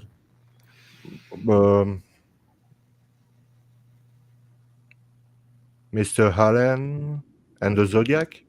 Something like that, yeah. Yeah, something like that, yeah. Differentiated from all the other stuff out there, but it is unfortunate that they're, cutting down, what I think all of us would say is the best Zodiac documentary that's ever come out. But I mean, basically, if you look at the ingredients for what is required to create a saleable Zodiac documentary in 2024, you can't answer it without a personal involvement in the case. Yeah. So this film is being made because it affected real lives, and those people are going to speak to it, and that's the reason why it's getting made. I hope the research is there. I don't expect it to be, but well, it's going to be done through storytelling for the most part, right? Where we just have to take their words for it. Yeah. Yep. Ray Grant's right here. This is the Zodiac speaking was not the signature phrase. Please rush to editor was. Right, Ray? Am I right, Ray? Ray, am I right? I think he'll tell me. Let's see it in the chat. That is a phrase that I believe Zodiac used more often than his opening line. By the way, I noticed Meg left the stream, but Meg is now very active in the chat or something. I guess you could have said it all up here, but she's surprised that the name of the documentary is not trademarked. I'm not really sure how that would work because it's just a phrase from the English language. Is there some type of subtitle involved or something like that? That's sorry. I thought that's somebody else. Okay. Well, nice to meet you, Megan, whoever you might be. Ned, I host Black Box Online Radio. She's probably right.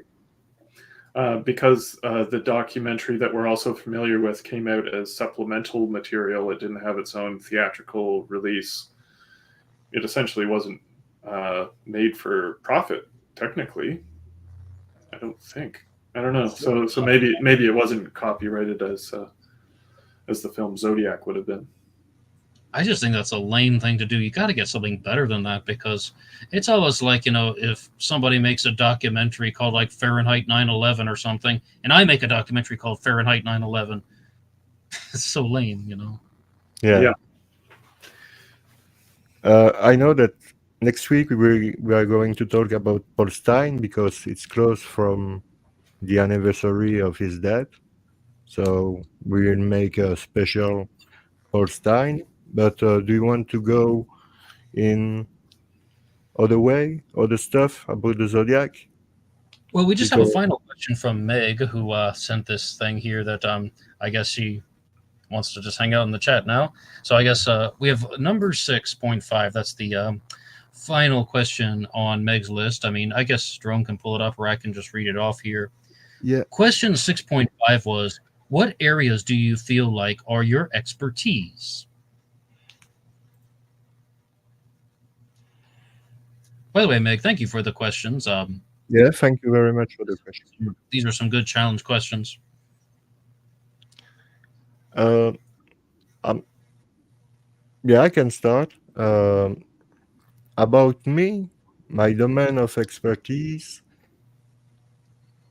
I don't know what it is exactly, but when I was younger, I have started to being interested in the true crime world with the assassination of John Fitzgerald Kennedy. For me, it was a plot. I was 15. I've never heard about JFK before because in Belgium you don't talk about JFK so often.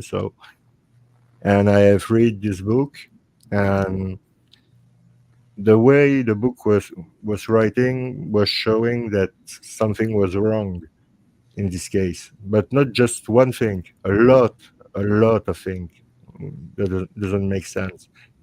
And till today, I'm continuing to working on the JFK assassination, and I learn all the time because there is million page to read, and they are not all declassified. There are again a lot of files who are classified, and even when you have the files, it's often the case that the files I completely rejected.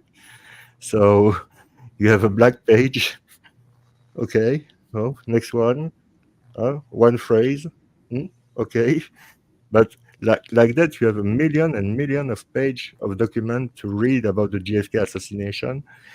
And I don't have specially a domain of expertise, but I'm going to say that I'm good to I'm good to see the lie in a story.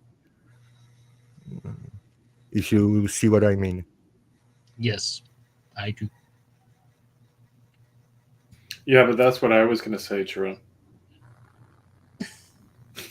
I got nothing else. I have no specific expertise.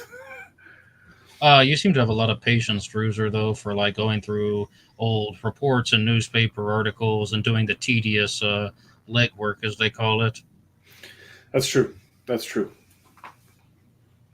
And for me, I also don't have any expertise. I'm not an expert, and I've said that many times. I don't pretend to have expertise or be an expert in any domain of this. But the things that I do, though, are that, say, for example, you read one book, and then you read a second book, and you can find the conflicting pieces of information. That's kind of what Jerome was talking about, I think, when he says you can see the lies. And it's not even lies or something. Like, even if you're being honest, like you could read a psychology book from Robert Hare, who's going to say that 1% of the population is psychopathic. You can also read a psychology book from Dr. Martha Stout, who says that 4% of the world is psychopathic. And you can understand that there is not a universal consensus among psychologists that these numbers are completely in line. And so somebody in the audience who is trying to just take in this information can be aware of that. And I've really said that I've seen this time and time again. And we see this with true crime theorists.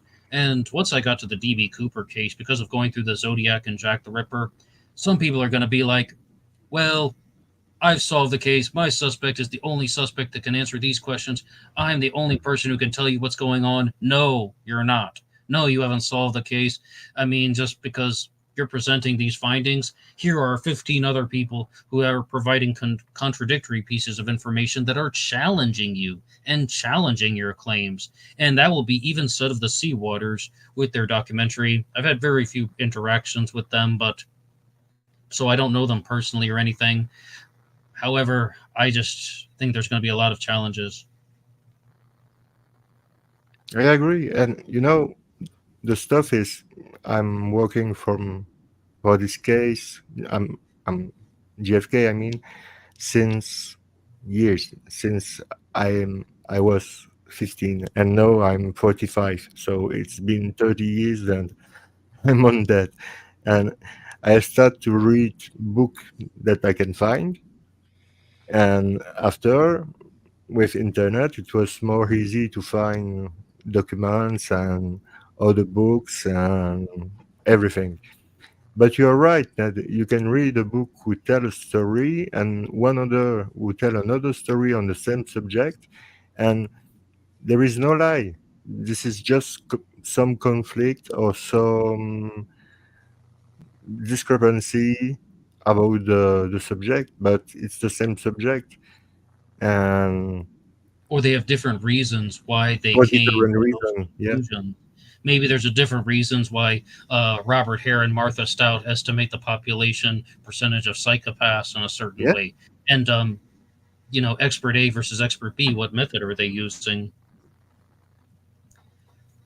We have Ray here. We say, Jerome, I will be doing video on the GFK. Wow, great. I have 2 million of questions, Mr. Grant. But you know what it is. In this case, in the GFK case, you always have question who let who um, who lead you to another question, to another question, to another question, and etc. etc. Yeah, we can't start No, we have a good- talking about JFK after 3 hours into the discussion, or else we'll never get off. But No. I'm really keen to see these new videos. Sounds Yeah. good. We have a question here from Megan in the chat, and Megan says, okay, so what parts do you research the most into Zodiac? So much better than expertise, because I'm not an expert. Unfortunately, for me, it probably would be psychology, and I just want to do something else because I'm not a psychologist, so I don't want to get bogged down onto something where it's not really my area. But like many people, Megan, I started out with the suspects. Reading the suspect profiles on ZodiacKiller.com and just like, let me think, what do I think about this suspect? What do I think about that suspect? Not a very practical method. And aside from psychology and just trying to look at behaviors, personality traits, and all that, it would be the letters. Those are the things that I look at, but not like Richard Brunel, who can find like all the things about the word choices and so on. It would be more about, again, psychological undertones and so on. But I'm not a psychologist. I have no degree in psychology of any kind. So I really want to begin to explore these things from a different perspective in the near future. But that the fact that you are not a psychologist doesn't mean that you don't know anything in psychology. Doesn't Thank you, mean that. Jerome. I mean, No, but that's it's true. really great to hear. I'm not even joking. Really great to hear. No, but it's true. You know a Oh, lot yeah. about psychology, and even you are not a psychologist, it doesn't matter. It's I watch you at least once a week, Ned. Sometimes 3 or 4 times, and On Mondays, I hope. yeah, and I almost never disagree with anything you say about psychology. no same. With regard to the I watch Zodiac, way too much Jordan Peterson. That's one reason. I think he's from your neck of the woods too, Druzer. I hate that fucking guy, but yeah, he is Canadian. What? You're in Alberta? No, I'm in Ontario. Oh, you're in Ontario. Okay, so Jordan Peterson's from Alberta, I think. I don't know why I thought you're from Alberta. Well, he's Canadian. Okay. But at any rate, yeah, I think you're on point with all of your observations about criminal psychology. The problem that we have is that Zodiac may not have been a typical criminal. No. I look for the boring answer in this case. I think that if we knew the whole narrative, that it would be a lot less comic booky than a lot of the theories that are out there. But a superpower that you have, that my brother also has, is you've been through so many true crime cases, and absorbed them, that you have a much better context to read these facts than a lot of the rest of us. I've been entrenched in true crime for a few years now, but I'm still pretty amateur as far as that goes. But like Druzer, did you say you followed the Zodiac case for about 8 years? Yeah, maybe 10. Not with varying degrees of obsession. But see, you did something very good that I didn't do. You got way into the reports before I Yeah. did.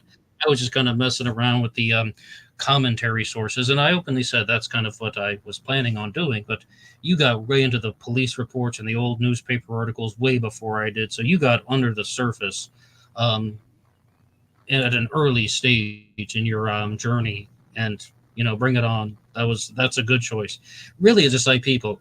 You can get on zodiackiller.com and you can read the suspect profiles. You can go to zodiackillerfacts.com. You can read a couple articles. And I just thought that, okay, now I understand the case. Right? Wrong. That's just not it. And it's commentary sources aren't so bad if they're like very, very advanced, but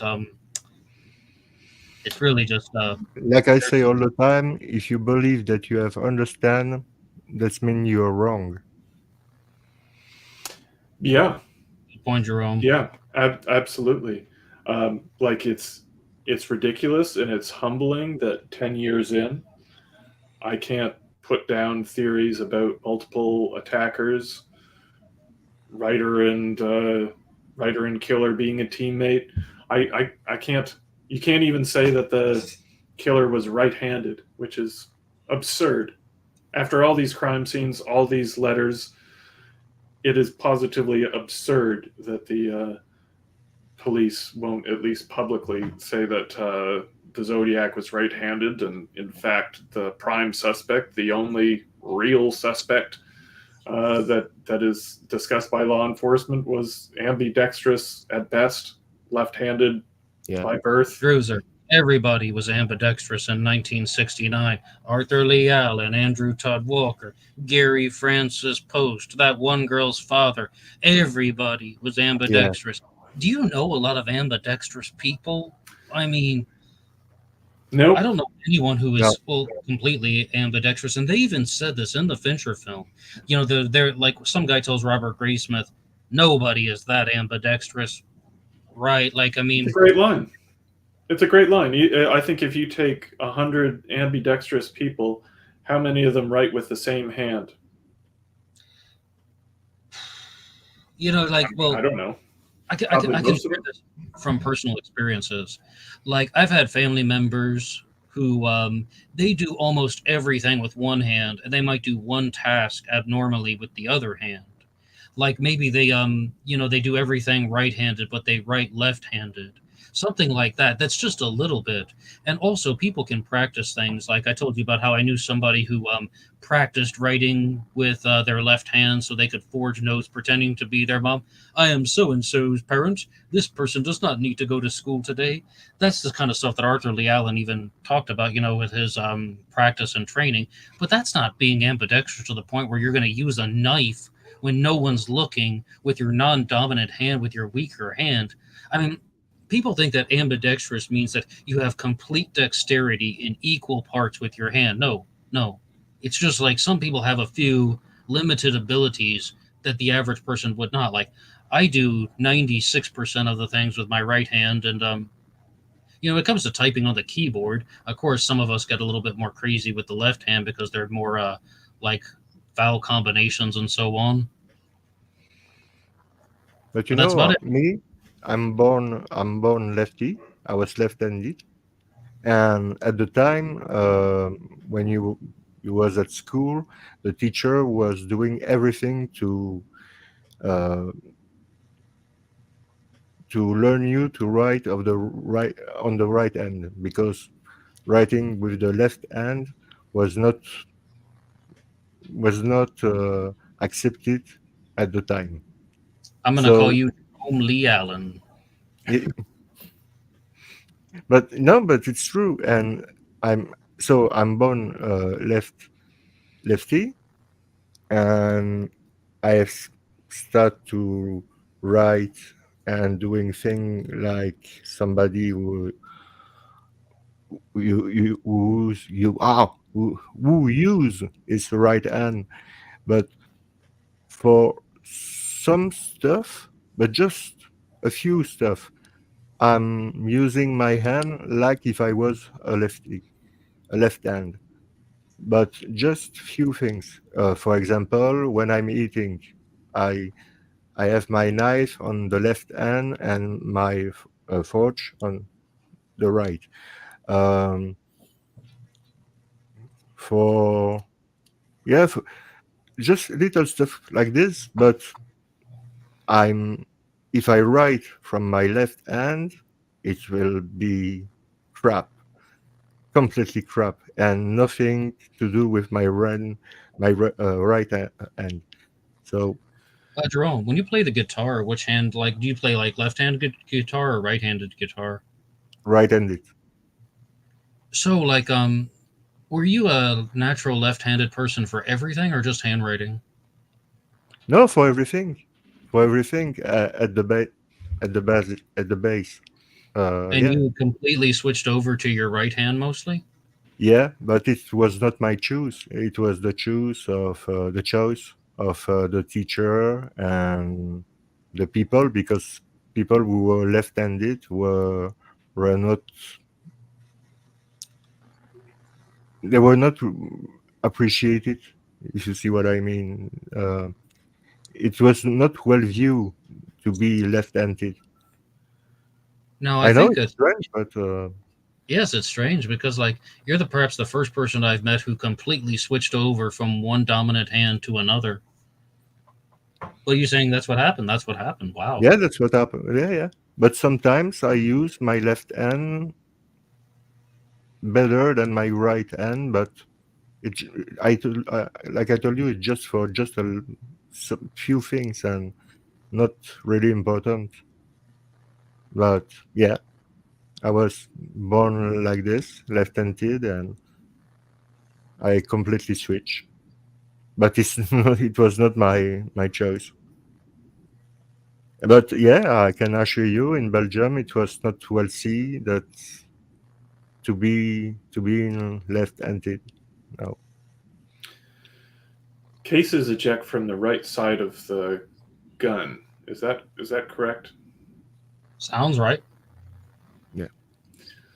Well, the shells at Left Herman Road were found to the right of David Faraday and Betty Lou Jensen.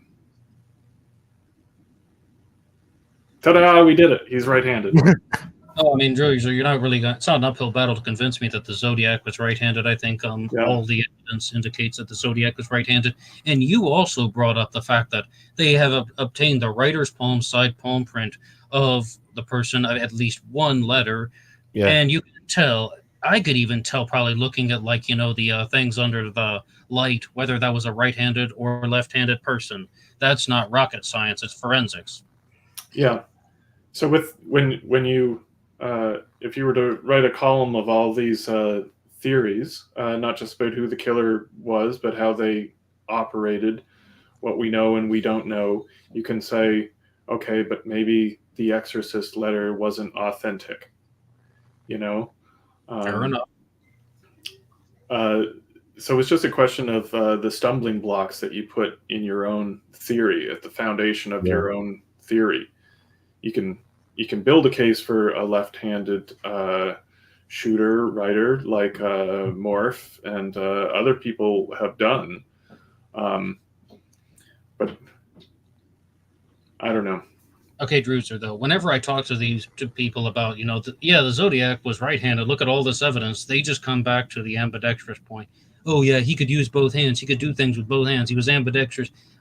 Over and over again, suspects that I can't recall off the top of my head where they get accused of being ambidextrous. And it's like, it happens so frequently that I've lost track of all these things. And I don't believe that they were true. I think it's exactly what Arthur Lee Allen was talking about. If he, whatever phrasing he said, that, okay, he had practiced writing with his right hand, but he was left-handed. I mean, that's not beyond belief because of everything that Jerome just said. Yeah, and I mean, Allen is an interesting example because the police got a sample of him writing with his right hand, and it looked terrible. And then they got him to do another one, and it looked passable. Alan could write with his right hand, but if you're going to write a 6-8 page letter that no one asks you to do, That's are the thing. you going to do it the uncomfortable way? No. No, I don't think so. No, I think whether you're ambidextrous or not, you have one dominant hand that you're going to do your shooting and your stabbing and your letter writing with. I mean, letter writing, you could at least say maybe there's going to be some type of, interpretation of the handwriting. People would have been aware of that. You disguise your handwriting with your non-dominant hand. Shooting the gun at Lake Herman Road, nonsensical. I mean, that would just be risking chaos breaking out when you're going to be trying to go after victims with a non-dominant hand, especially if you weren't that well versed in how to do that. What if this was the first time that the Zodiac committed these murders and he's going to take some risks like that? What if he dropped the gun and Betty Lou Jensen ran away and was hiding and weighs down a car or something? Yeah. Ruined, like you're going to jail. Yeah, and I mean, people talk about Zodiac disguising his handwriting, even though the experts say the opposite. And we've talked about this a little bit. I think he may have taken a few measures, writing, printing rather than his probably regular cursive, maybe the spelling, all these kinds of things. But at the end of the day, if Zodiac was in any way concerned with them recognizing his handwriting, he doesn't send them 25 exemplars. No. No, if he was really afraid about that, he can took a machine and write to with the machine and send his letter. Yeah. And nobody could relate his handwriting because there is no handwriting. Yeah, I've thought a lot about that. I don't know what the consensus in true crime literature at the time would have revealed, or what Zodiac's thoughts on it might be. But it seems possible to me that he may have read that a typewriter can be more definitively traced than actual handwriting. Of course. Yeah, I mean that as a question. I haven't. It's not like I've read all this literature and I ascribe that. It just seems possible that if the A and the J are both slanted downward on your keyboard and they find it, I don't know. So maybe that's why he did handwrite. Druzer, I used to watch old TV shows and such, and they would just talk about how the ribbon on the typewriter preserves the words that are written. Like you write, "This is the Zodiac speaking. I will state some facts for only I and the police know." Number one, if he kept the ribbon in the typewriter, then that would have had things that they could have traced back. And even an episode of Matlock was all about that once. But also, as you just pointed out, the irregularities in the punching of the keys and so on, and those things can be examined. So, like, giving away your handwriting, though, that's something big, though. Yeah, and it seems that he gave away his prints too. I mean, he was a guy who just did not care. What about the airplane cement?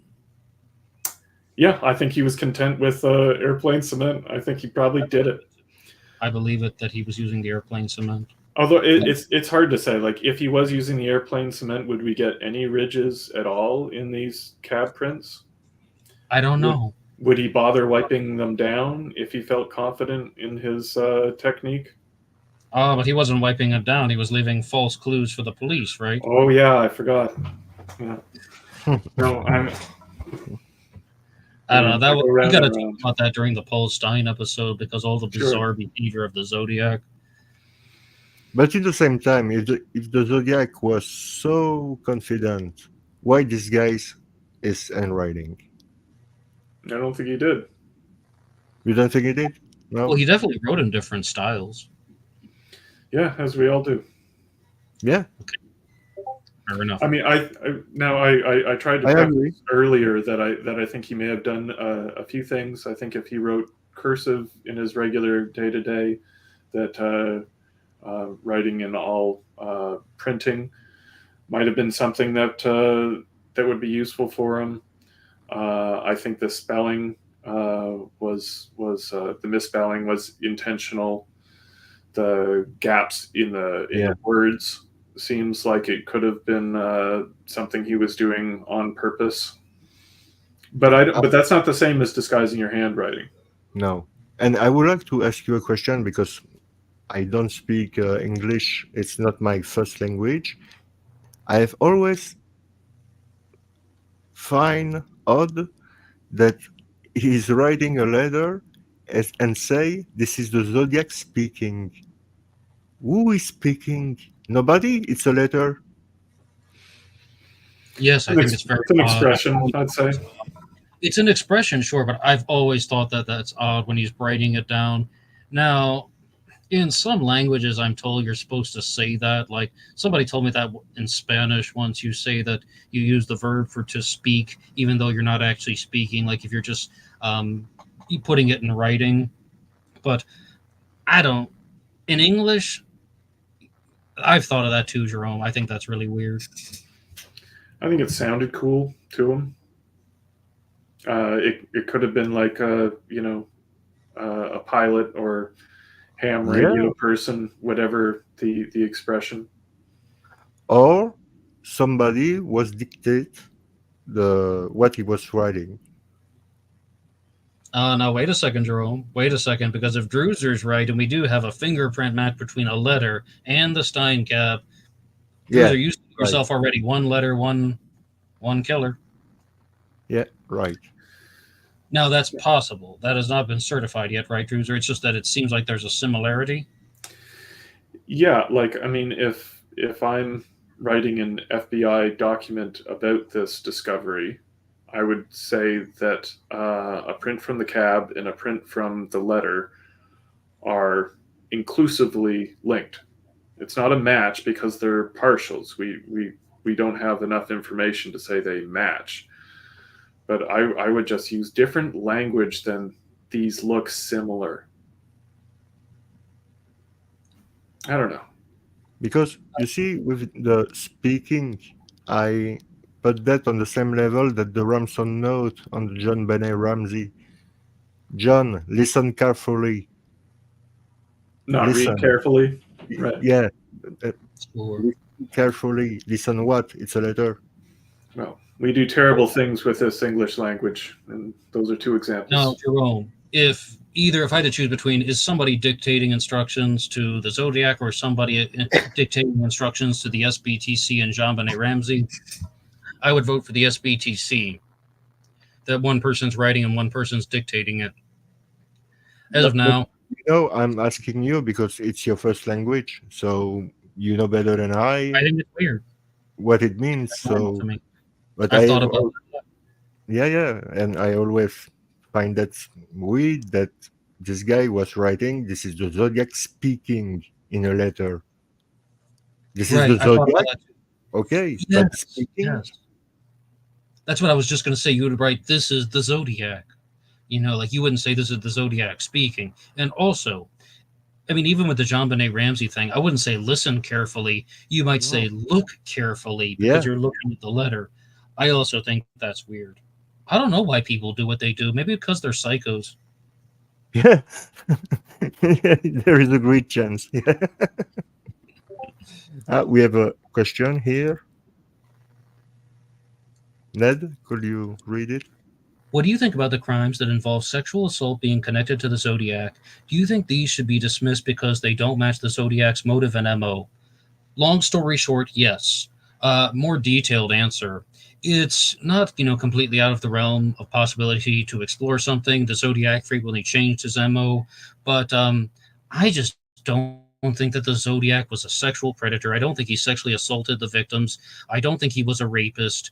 I mean, because I'll always go back to Lake Berryessa. He had the opportunity to sexually assault Cecilia Shepard, and he didn't. She was tied up. She was defenseless and bound. He didn't.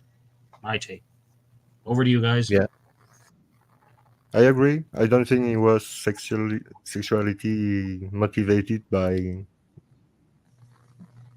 by his crime. Well, maybe this is something that I do well in the Zodiac case. Is I don't write off theories unless there is forensic or really darn compelling evidence to refute a theory.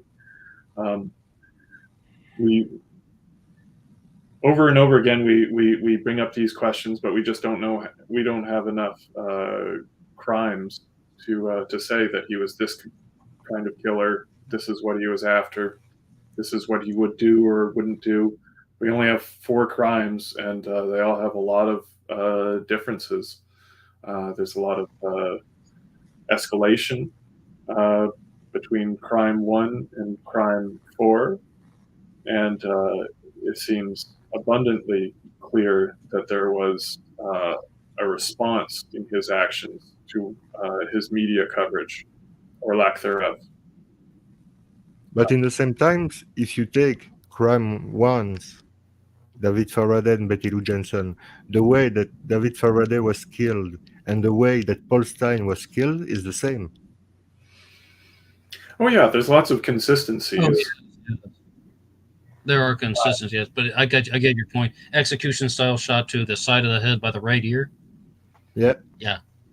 Yeah, he had 2 crimes in a row where he left victims unintentionally alive, and so for his 4th crime, he was like, let's take the risk out of this.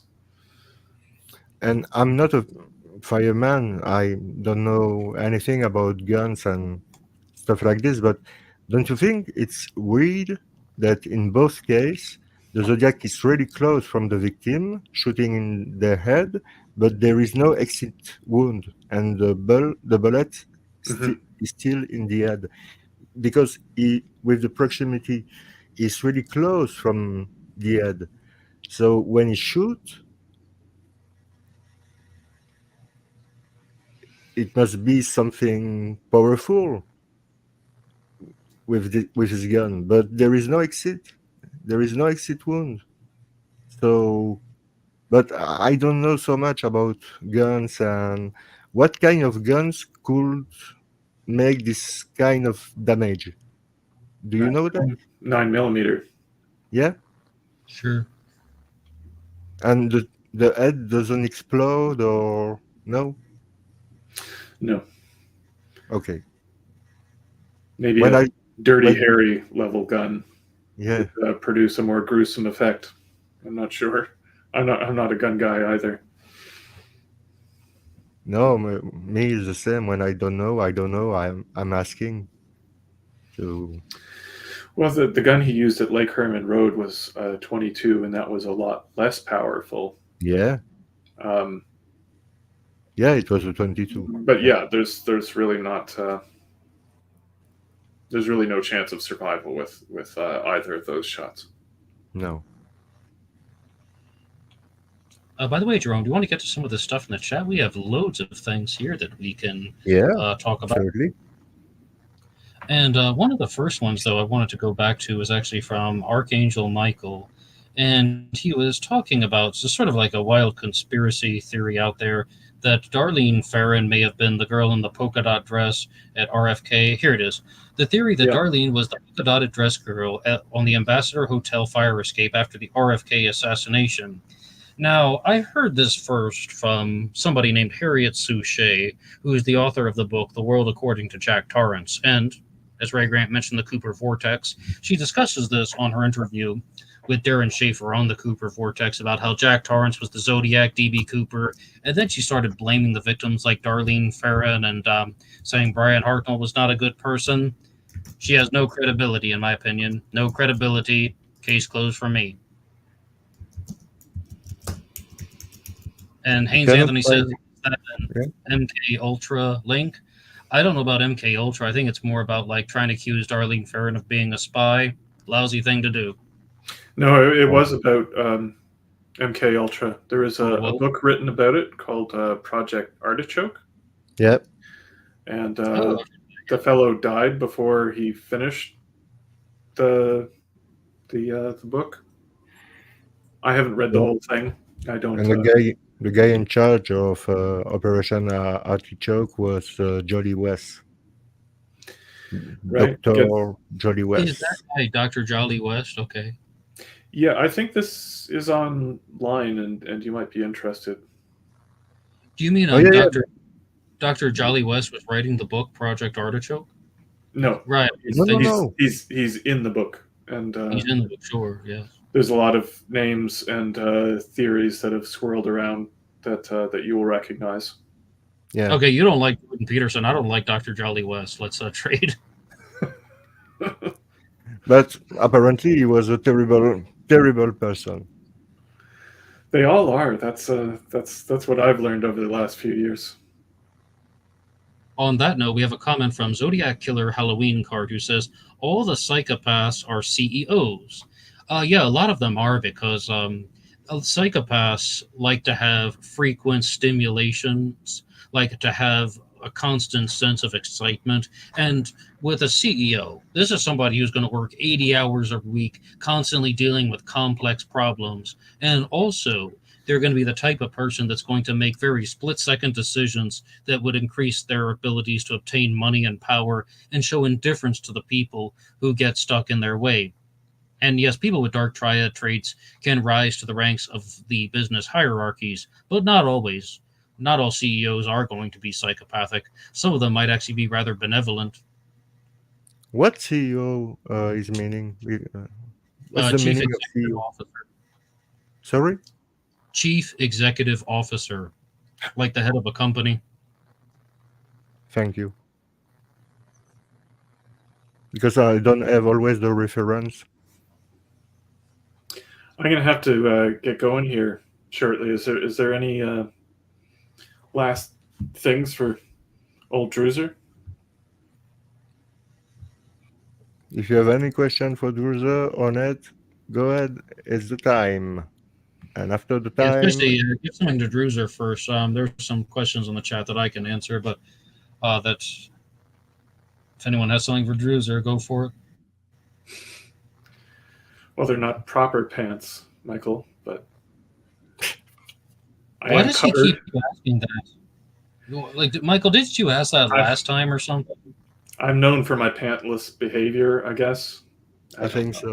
Know that about you, He but had now I'm the same glad. question last time. I'm going to stand up for the big reveal at the end before I leave. Oh, Michael, you did this, Archangel Michael. Are you Scottish? Sound Because like if you're Scottish.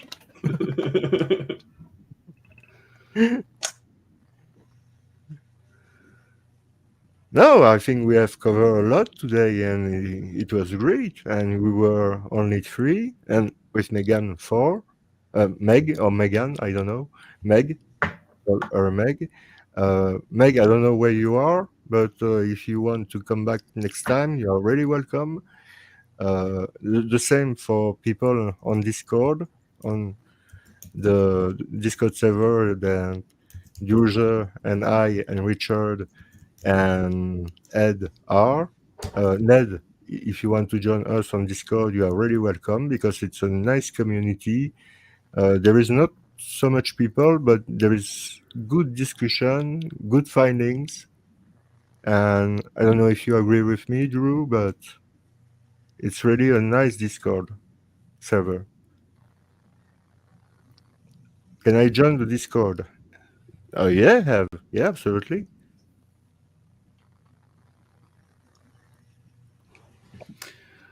All right. I am going to part ways, gentlemen. All right, Druzer, we'll see you next time, okay? Yeah, this was a lot of fun. All right, are you ready?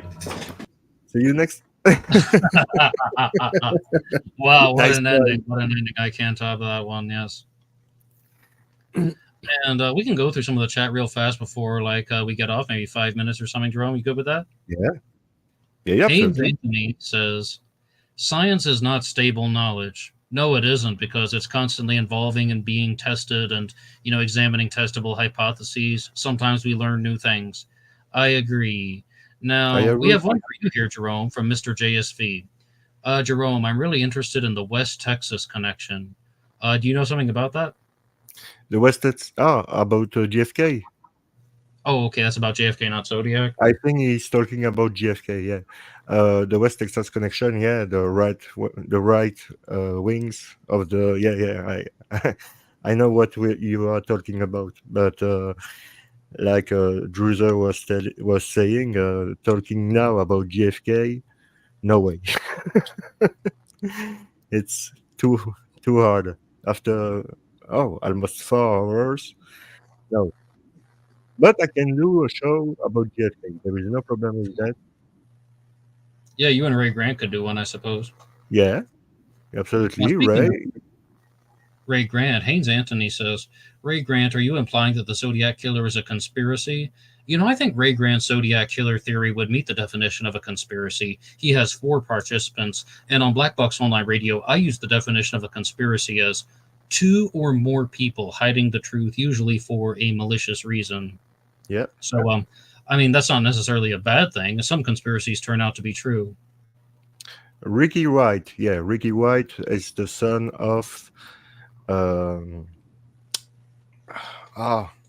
forgot his name.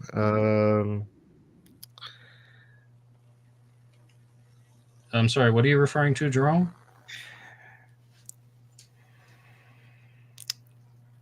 We have Mr. GSV who tell me Ricky White. Ricky White was the son of Roscoe White. Roscoe White was CIA. There is no doubt about that. He was completely CIA, and in October, he's been engaged in the Dallas Police Department just 1 month before the assassination of Kennedy. Like Oswald was engaged in the Texas Book School Depository just 1 month before, with the help of Ruth Payne. And yeah, there is a lot to say. And yeah, if I can say the name of 2 people that were on the grassy knoll and were on Dealey Plaza and who could be the shooters, it must be Roscoe White, because Roscoe White was one of the best sniper in the world, and suddenly he's working for the DPD, the Dallas Police Department, but he was CIA. It doesn't make any sense. So I think Roscoe White was one of the shooter, and I also have other name like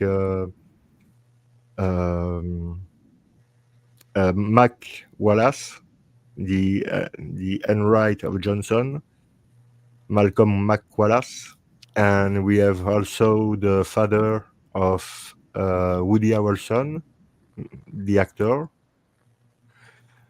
That's true. His father was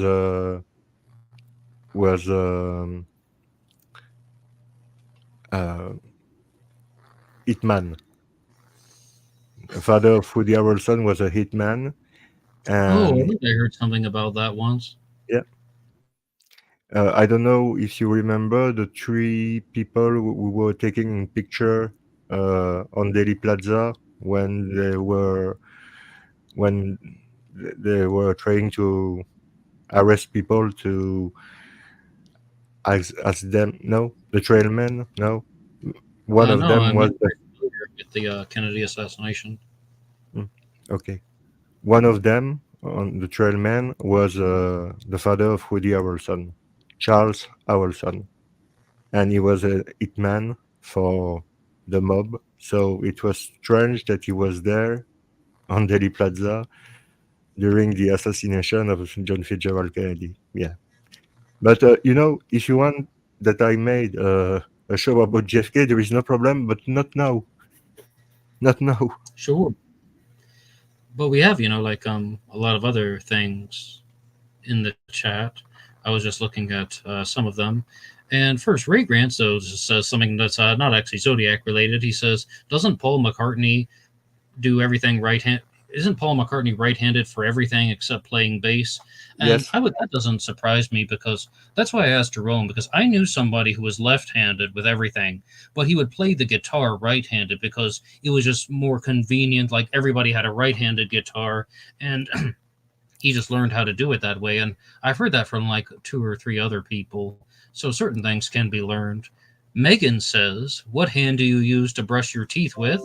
And Archangel answered for me. I don't know how he knew this, but my nurse cleans my dentures. How did you know that, Michael? But yeah, we had some Zodiac ones down here. Someone was asking, like, does Thomas Warren think there were multiple killers? Yes, he does. And Johnny says, Ned not dropped out. It's only because the other fellas are not here. I mean, usually he drops out. Yeah, sometimes, though. I mean, I start these shows very early here, and sometimes I can only last like 1 hour or 2 hours. But, you know, today's all going strong. I guess the coffee was stronger today for some reason, just get a little bit more energy. And thank you for that. Was that? Well, thank you for that, because you were awake at 4 a.m. in the morning. So. Oh, well, that's to the person who was talking about, like, you know, getting a fan or something. Like at 4 a.m., though, it's not hot in the Philippines. So as you see, I'm not even sweating now, and it's already 8 a.m. That's why it's just a little bit easier for me to record. And the heat really does kick in the Philippines later on. And I have, you know, fans and such, so they're just very, very loud. Okay.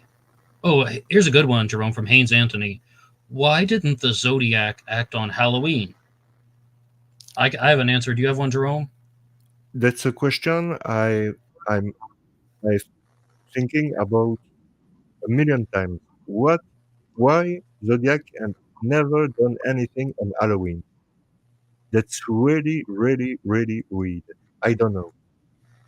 My honest answer is, go ahead. No, I don't know, but My honest answer is he's already mailed the Halloween card. We're talking about like October 27th, 1970. So he wouldn't really need to commit a crime on Halloween. He's already made his Halloween gesture. Moreover, at that point, the Zodiac Killer isn't even committing murders anymore.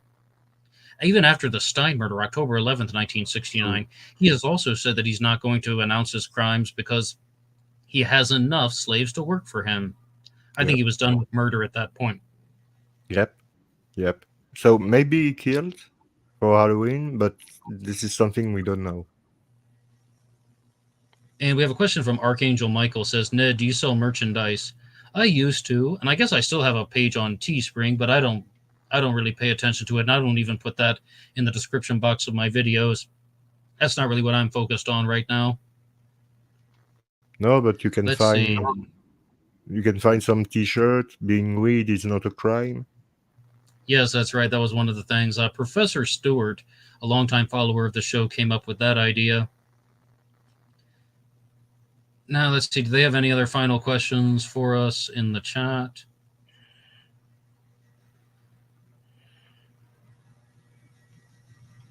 Oh, let's see. Not too much. Oh, the Zodiac was out trick-or-treating with his kids. That's why he didn't act on Halloween. If he had kids, you know, Michael, I think there's just insufficient evidence to support that. Yeah, that's the thing. We don't know. All right, maybe. Jerome, do you have anything else? No. And we are just short of the 4-hour mark by 1 minute and 39 seconds and counting. Hey, Jerome, thank you so much for having me on. Once again, this one was really good. Oh, yeah, it was really, really good. And we will do a next show on Monday. It will be episode 9. But on Saturday, we will do an episode about the New Orleans Axeman. This is, yeah, that's right. Yes, that's right, everybody. We will be doing an episode together on Saturday or Sunday, depending on your time zone, about the New Orleans Axeman here on Jerome's channel. And you can always follow me on Black Box Online Radio. I do a segment about the Zodiac Killer every week, which mostly comes out as the Zodiac Killer News Report, but it can be reshaped into anything. And I talk about Jack the Ripper and D.B. Cooper as well. One more time, Black Box Online Radio. And most of you guys already know that. That's why, you're chilling with us here, just in case someone clicked on this for the first time. And as we've said throughout the duration of this episode, I have a series of fiction that is out now called the White Horse Killer Saga, which is released in audiobook format, and you can listen to that here on YouTube for free, 100% for free. And, if you just want something to use to pass the time during the week, I invite you to check that out. There's a solid playlist that has all the episodes of the White Horse Killer Saga. Jerome, I appreciate you always inviting us on. We get a chance to talk, and we get to chill with everybody in the chat. Yeah, absolutely. Absolutely. Thank you to everybody on the chat. It was a great time. Thank you, Ned. We'll see you. And I'll see you next time, Jerome, and see you guys next time, okay? See you next time. Bye. Bye.